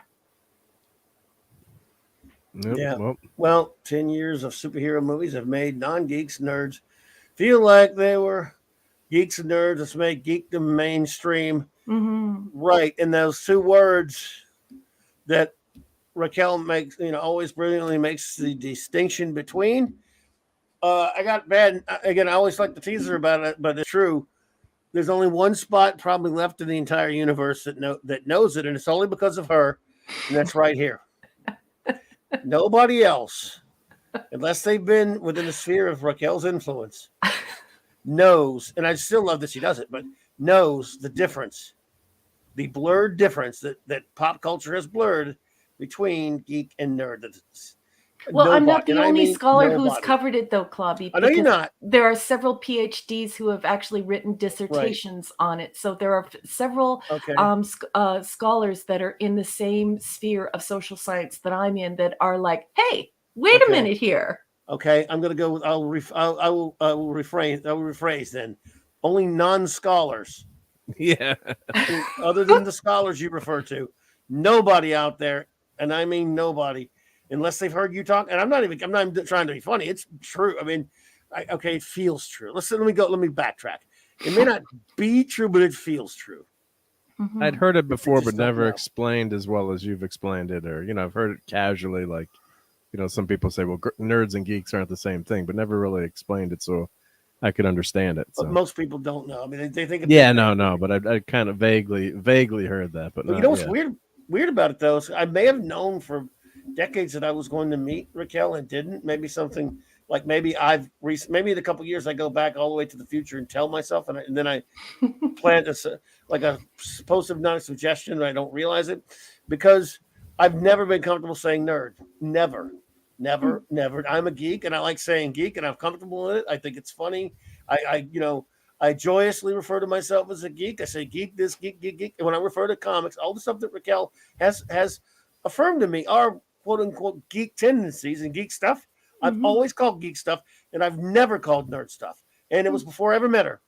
I mean, it's not just after I met her and I'm going, I'm not going to say it around Raquel. No, I'm being completely honest with you. I never used the term nerd. Never. But I still didn't know a lot of what you've told me until I met you. Yeah. I didn't really know about the distinction. I just, for some reason, I don't know why, it was you affecting me in the past. See? Well, PBS has a wonderful video where basically they admit that their one host, who is always talking about nerd and geek culture, had a huge run-in with folks who wanted that distinction between geek and nerd and produced evidence. So now when they do their geek and nerd videos, they actually say, "We know they're not the same things," and then of course a lot of people refer to that one study where they did a cross social media analysis of diction, so word choice and vocabulary, and started assembling this idea of where the line is, where we blur, like where we meet, and where we have distinctions. And so it's all broken up into a chart, and it's readily available on the internet. And one of the reasons why this started is I think people were really offended by hipsters. So when hipsters came along and hipsters were trying to blend all of the different genres that we enjoyed as Generation X, people were offended, and people were like, no, we're punks are not headbangers, just like geeks aren't nerds, and they're definitely not dorks. Everybody in our generation instinctually realizes this. A dork is a guy who is sitting at the back of the classroom. He never did his homework. He probably ate liquid paper. He got into huge trouble. You know what I mean? It's the guy who would like make glue nails on the back of his ruler and then stick them to his nails and stuff like that and pretend he's a vampire. That's definitely a dork. The nerd is the person who is like academics. The geek is the guy who has all the toys. He has all the comics. He knows everything about everything. The goth is, the emo, stabby rip, stab. The punk is the person with the safety pins in their ears. The headbanger has the super long hair and the Metallica jacket. People know these things, but I think the corporate manipulation of our culture brings it forward for social scientists, and social scientists say, hey, no, wait a second here. You're not getting a green light here. Red light, stop. This is not true. We're not all one tribe. We're a dynamic tribe. Yeah, we were talking about the hipsters. Remember the guy that sued a company for using his likeness, and it turned out it was another hipster? So I always say conforming to non-conformity, because they all end up looking. Certain groups end up all looking the same way. Because I was a pretty preppy kid going to Catholic school, wearing a uniform, and always parents wanted to dress neat. And my buddy had a lot of friends in different groups, because was in Scouts and other things in sports, and had a vast array of circle of friends, which was great. Didn't stick to one group, but like my heavy metal buddies, they're like, well, why do you dress so preppy? You gotta, not conform. I'm like, well, look at you guys. You're all dressed with jeans jackets, blue jeans, long hair. You all look the same. You're just wearing a different uniform. F you, man. I'm like, well, look around. Tom, prove me I'm wrong. Well, all right. Go away. We're just not wearing polo shirts. It's so true. Right. It's so true. But the thing is that you were clean cut and you were prepped. So it meant that you could listen to top 40 music and no one would call you a goof. Do you remember in our generation how you were a goof? So you're, which was a very, very derogatory term at that time. So, I do love heavy metal, just to be clear. But but that's because you were a prep, so you were free to listen to rock music, heavy metal, anything, top 40. You could do whatever you wanted because you're a prep. Preps were allowed. Yeah. But it was just funny having that discussion with my heavy, quote unquote. You had you had the deadheads in school. Mm-hmm. You could still smoke inside the school. There's a smoking section. The deadheads, the jocks, the cheerleaders, the geeks, the nerds, the kids who love band. The music kids. And then some, I don't know what you'd say, the normal kids. I don't know, but no, it was just you could just see, and then everyone kind of congregate towards their group, and a lot of people would dress the same way. So like a few years ago around here, all the guys wearing baseball hats, and they had to ban baseball hats in the school because every kid just every guy wore a baseball hat for years. That was it. You all wore, and I don't know who started it, but none of the kids don't, but it was kind of funny, everyone wore hats. Yeah. Well, I think the thing is that after Generation X, you know, in the millennials and Gen Z or Z, sorry, Canada and the US, don't get offended. I think the thing is that they want to feel as though there are none of these tribes, there are none of these groups, because they want to be extremely individual.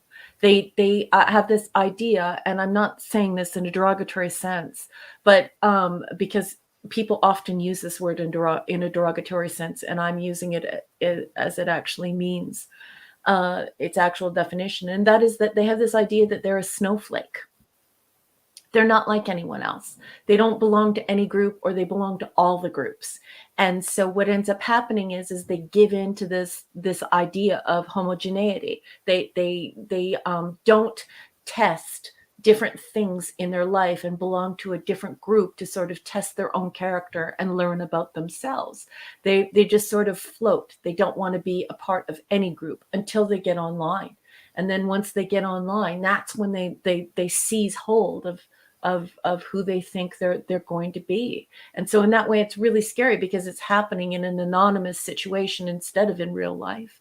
And it's happening in a corporate circumstance through this manipulation of how they see themselves. So then once again, also a very nefarious situation, pernicious situation. So yeah, I do think that it would be much better for kids to express themselves through the semiology, through these signs, the symbols, the artifacts, and emblems, and you know, and show one another who they are and learn about who they are. There's nothing wrong with that.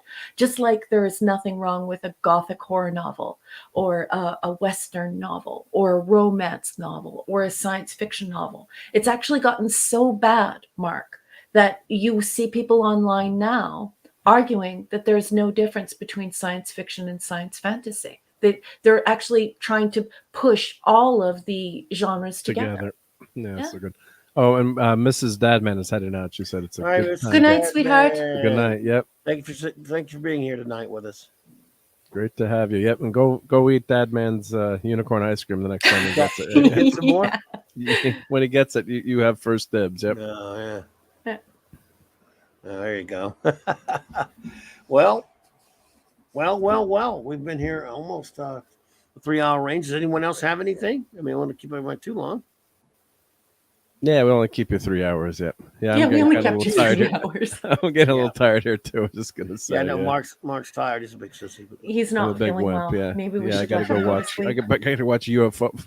6 hours of UFO. He's been assigned to Judy to watch UFO. Mrs. D, why were you up all night? Because Raquel shamed me into watching UFO. Don't get me in trouble with her.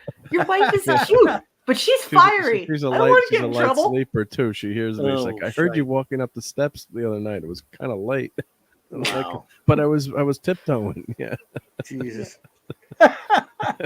And could not be reached for further comment. Is asserting that he or she, I'm not sure what if you're a dude the term or chick. Nurgle. You were asking earlier, what if you're both? You mean if you're somebody who has dedicated your life to academics, but you're also somebody who has an encyclopedia-like knowledge of a film, pop culture, comics, gaming, toys, statues, T-shirts, memorabilia. Could you be both those things? Yes, absolutely you could. Is it likely? Not really. There are lots of people who straddle both lines, and I think that is wonderful. But it's okay to say you're a geek with some nerd tendencies or nerd with some geek tendencies. It's not that I'm trying to force people into boxes here. That's not the impression I want to leave. The impression I want to leave is that it's very important for you to understand that if they only release one film and billions of people watch it, and it's the $1 billion film, that what they've done is they've robbed you of the opportunity to see new and exciting stuff that isn't innovative, that it's fresh and brand new, that somebody just made. It's a brand new story. They rob you of that. And they also rob you of the ability to choose different films from different genres. When's the last time you went to the theater and thought to yourself, oh, I can't wait to see this adaptation of this Shakespearean play, or I can't wait to see this adaptation of this great poet's life, or a docudrama about this great poet's life. And what about this serious drama that is an adaptation of this book that's historical, and also the superhero film, but also the action film and the horror film? We're seeing more and more the corporations trying to force people to be one type, one tribe. Everyone is a geek nerd. Everyone's a geek nerd. And there's the one film that will earn billions, that billions must see. And then billions only talk about that on social media. I'm saying that's a dangerous circumstance. It's okay to have your individual choices and to have this wide variety, a buffet, if you will, of arts and entertainment. That is my main thing. That's my main point that I'm trying to make. Sorry. Nothing to be sorry about. Yep. I, on the other hand, there a code could not be reached for comment, and just nothing but a simple nerd, because I'm dumb as a bag of hammers. So I mean geek. I can't be in there. See, I'm so dumb. I got the two confused right there. I used the wrong word. That's so, not as true. a geek, I can admit it's easy. It's freer than being a nerd because I get to admit it to be an idiot. And people go, "Well, of course you are. All you've done is read funny books all your life, you dumbass." See, exactly. So no one expects anything from you. So it's better. Nerds have too many responsibilities. I can handle that. So I like being a geek. It's just easy like Sunday morning. That's a great reference. But if you walk up to a nerd and you're like, "Hey, do you know this comic book number and this character that did this, this, and this?" It's a complete fraud if you try and pretend like you know. Only geeks know this. I mean, I'm amazed that geeks don't write compendiums, that geeks don't write encyclopedias. I can ask you, like, what the cover was of a comic book in 1977, and I can tell you what half the cover looks like, and you can name me what it is. And this is a very special, wonderful thing. Pop culture is actually a form of study in university. Knowing about pop culture and gaming and toys and all these things, it's a very special, wonderful, cool thing. And that's why I like spending time with you guys. It's its own area of expertise. Different doesn't mean less or more than. It just means different. And we need to stop assigning value. This is more valuable than this. It's not. That's more funny books. No, look, hey, I'm lazy, so I'm glad I'm a geek. I don't want the responsibility you nerds have. You guys, hey. You don't want to read a million words of research prose in 4 months? No, I just want to look at the pictures. I don't read funny books. I just look at the pictures. I can't read them yet. Hey, well, try to remember all those different comic books we've read. It's not easy. I don't want to read them. I just want to look at them. I also think it's really important that we have geeks studying films. I really do. I think you add to academia. You just the things that you take apart and the things that you bring to the entire film industry and just the entire popular culture that swirls around us all the time. You guys are hyper aware of it, and you guys just know more than anyone else. It is a wonderful, wonderful expertise, and it's certainly not a derogatory statement. There is no greater or lesser value to being a geek or a nerd or a punk or a banger. Oh, I was just having a little fun. I mean, what for example, do nerds like the movie Revenge of the Nerds? I must know. Do they? I mean, seriously. When I was young, I hated it. I got you. I loved it. I thought it was funny, but yeah, when I was young, I hated it. I was like, no, that's not it at all. And I'll tell you something else. A lot of nerds are extremely handsome. So like the nerds that were all like dorky with buck teeth and all that stuff, that's not the way they looked. And a lot of us wear glasses because we read a lot and that ruins our eyesight. But I know a lot of really, really, really handsome nerds. They're not all ugly and they're not all awkward. I'll tell you something, when they're around female nerds and they start talking about Dante's Inferno and what happens in what Bulgia, or they start talking about Don Quixote, or they start talking about Hesiod's works and days, the girls swoon.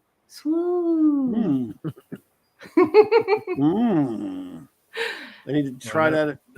I got to try that at GeekCon.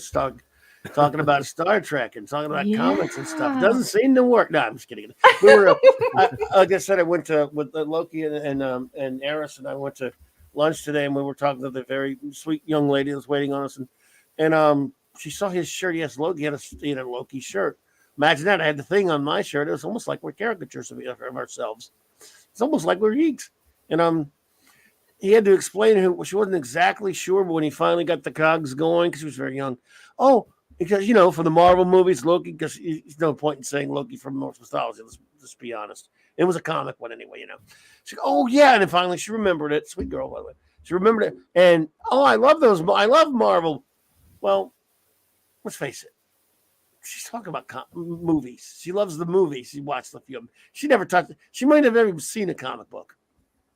There is a comic book. There's a comic book of it now. So yeah, she's like, again. It's been canceled 6 times. They're so ingrained in pop culture right now. Yeah.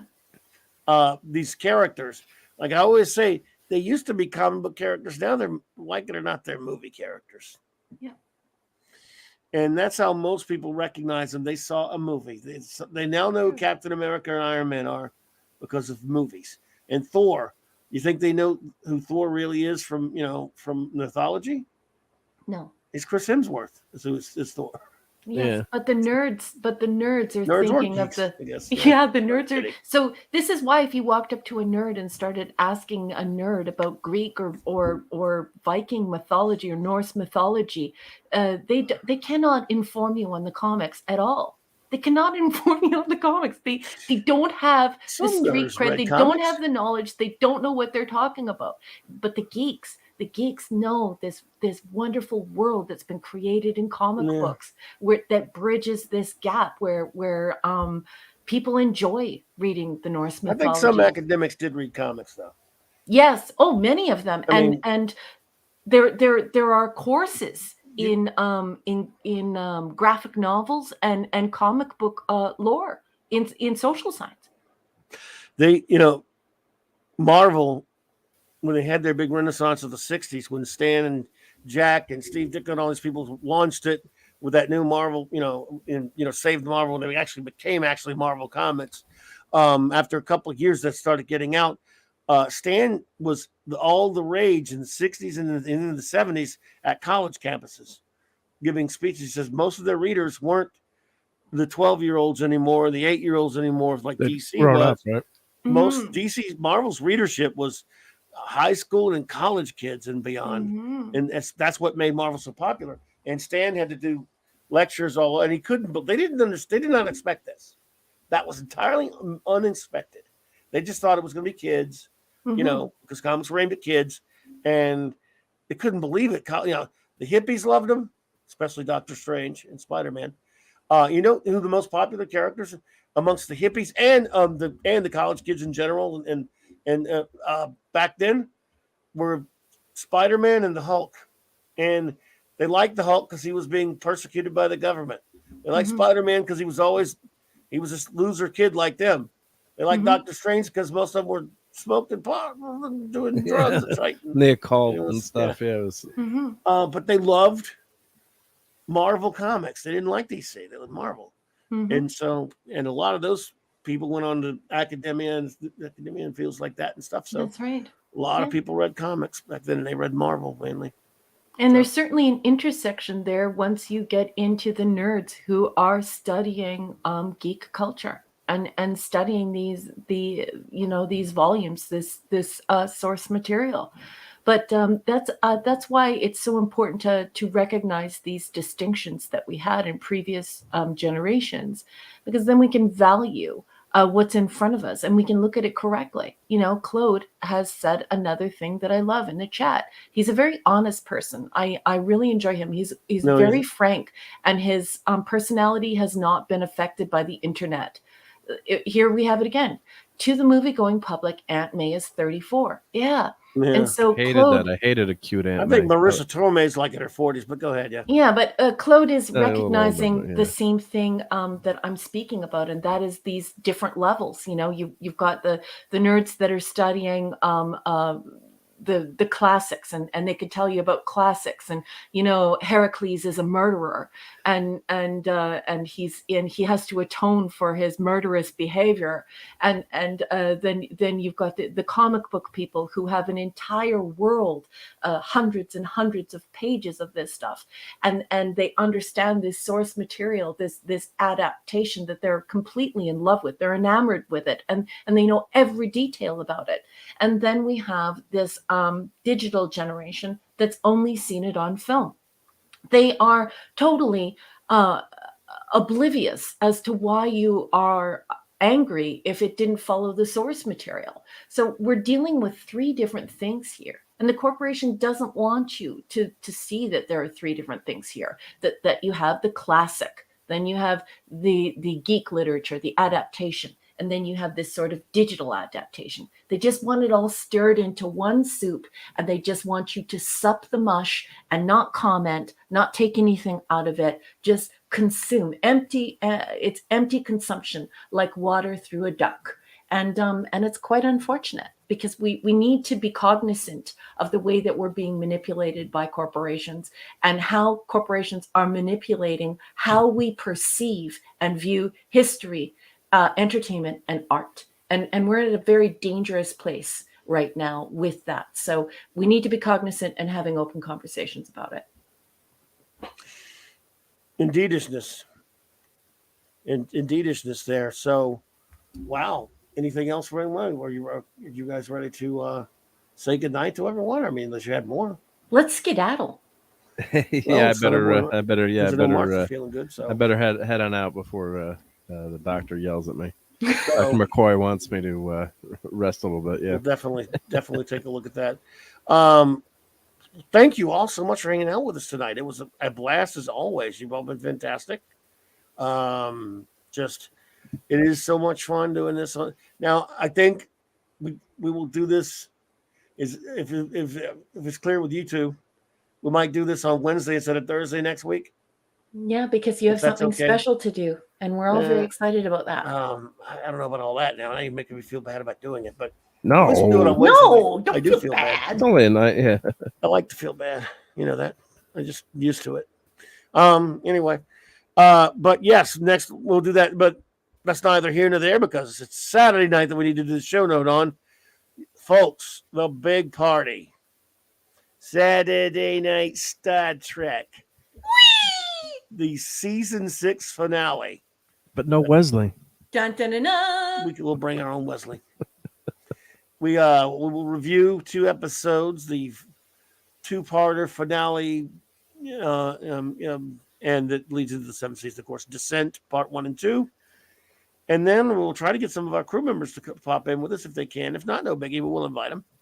And we will wrap up by giving our final thoughts on season 6.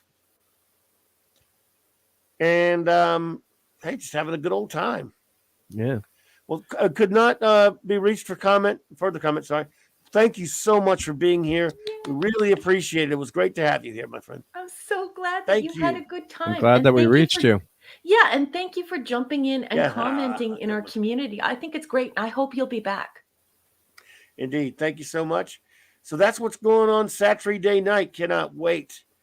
Sometimes I think tomorrow afternoon I'll be on with Pop Culture Minefield. You going to be over there? If I'm home in time. I told them I have to make sure.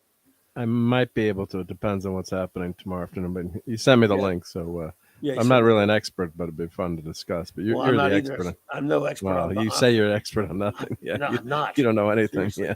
No, but Obama. I just showed you online. I don't know anything about James Bond. I just did some Doc Savage covers, but I'll be glad to help. Yeah. Anyway, let's see. So Oliver Belamonte, thank you for being here with us tonight. Yay. Minimus. I would thank Minimus for being here with us, but it would be insincere on my part. I'm not really thanking you. Were sensational, Minimus. Mwah, mwah. And stop sending me sexy books to buy. Stop being an enabler. His last comment. His last 2 comments. Yeah. Only a friend could write something like that. That's how you know you guys are really good kind friends. Of abuse. friends. Shin I don't even kicks. know him. I'm sending you shin kicks. I don't even know who he is. I can't even pronounce his name. Apparently, I think it's Claude, CLAWD. Butt face. No, the way I pronounce his name, I can't say on YouTube. Don't make me ugly laugh. Snail Messiah.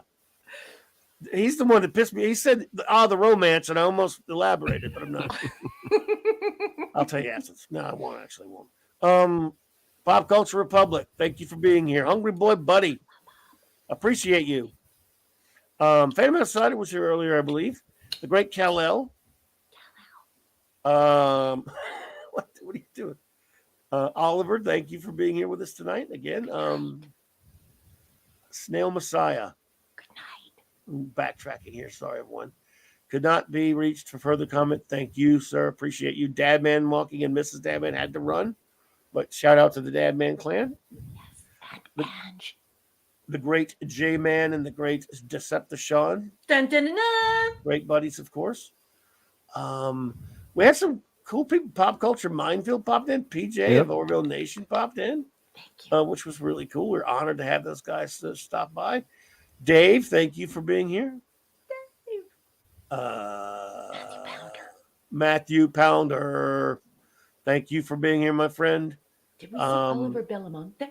I did, and I'll say it again. Oliver Belamonte, we appreciate seeing you, my friend. The great Eric K., Master of Aldous, the great Bronze Wrencher, and the great Chris Persia as well. Thank you so much for being here. Dang it. But Pop Culture Republic, buddy.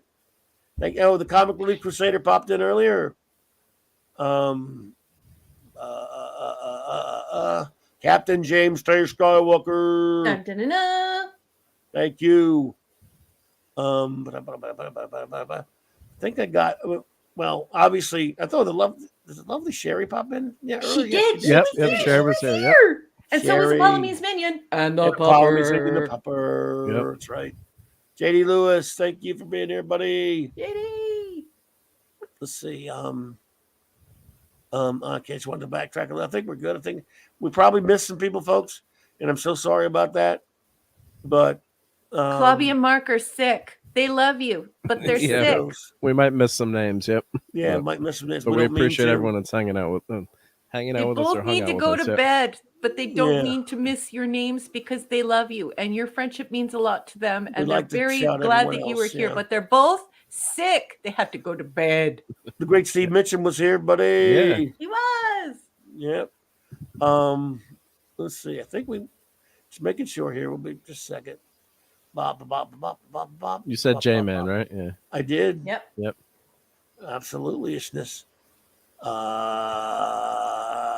I think we're okay. I think we're pretty much. I'm sure there's some that going to slip through, and I'm so sorry. But we had a very active chat, so it goes way back there. Yeah, you guys were outstanding. We always have an active chat. Yeah. So. Thank you for such excellent conversations. Yep. I read them all. I love them all. You guys are the best. Yes, indeed. Appreciate you so much. So Andy Masterson, I think Andy Masterson was here. Andy that's right. Here. Yep. Mr. Angel, I think Mr. Angel was here. That's right. There you go. Thanks. Mm-hmm. Those are key ones I don't want to miss. So yeah. Appreciate y'all, everyone. My memory. You said goodnight to Claude, right? No, I didn't. Don't say goodnight to Minimus. He was a naughty boy at the end of the night. Naughty boy for him. Yeah. No dance tonight. Yeah. Unless he would render Kathleen.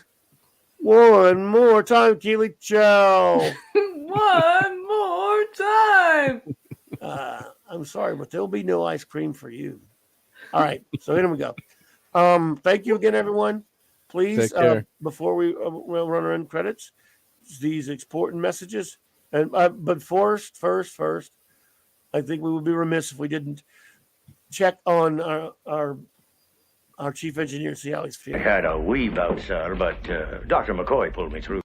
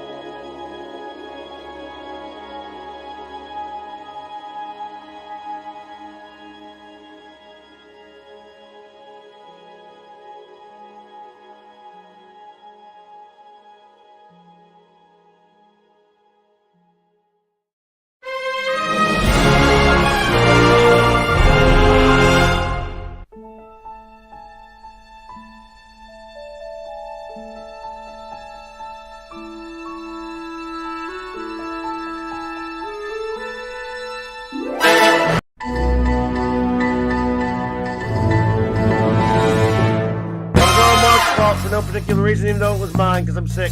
Oh, he's sick. One of us is sick. So it's his fault, even though it wasn't.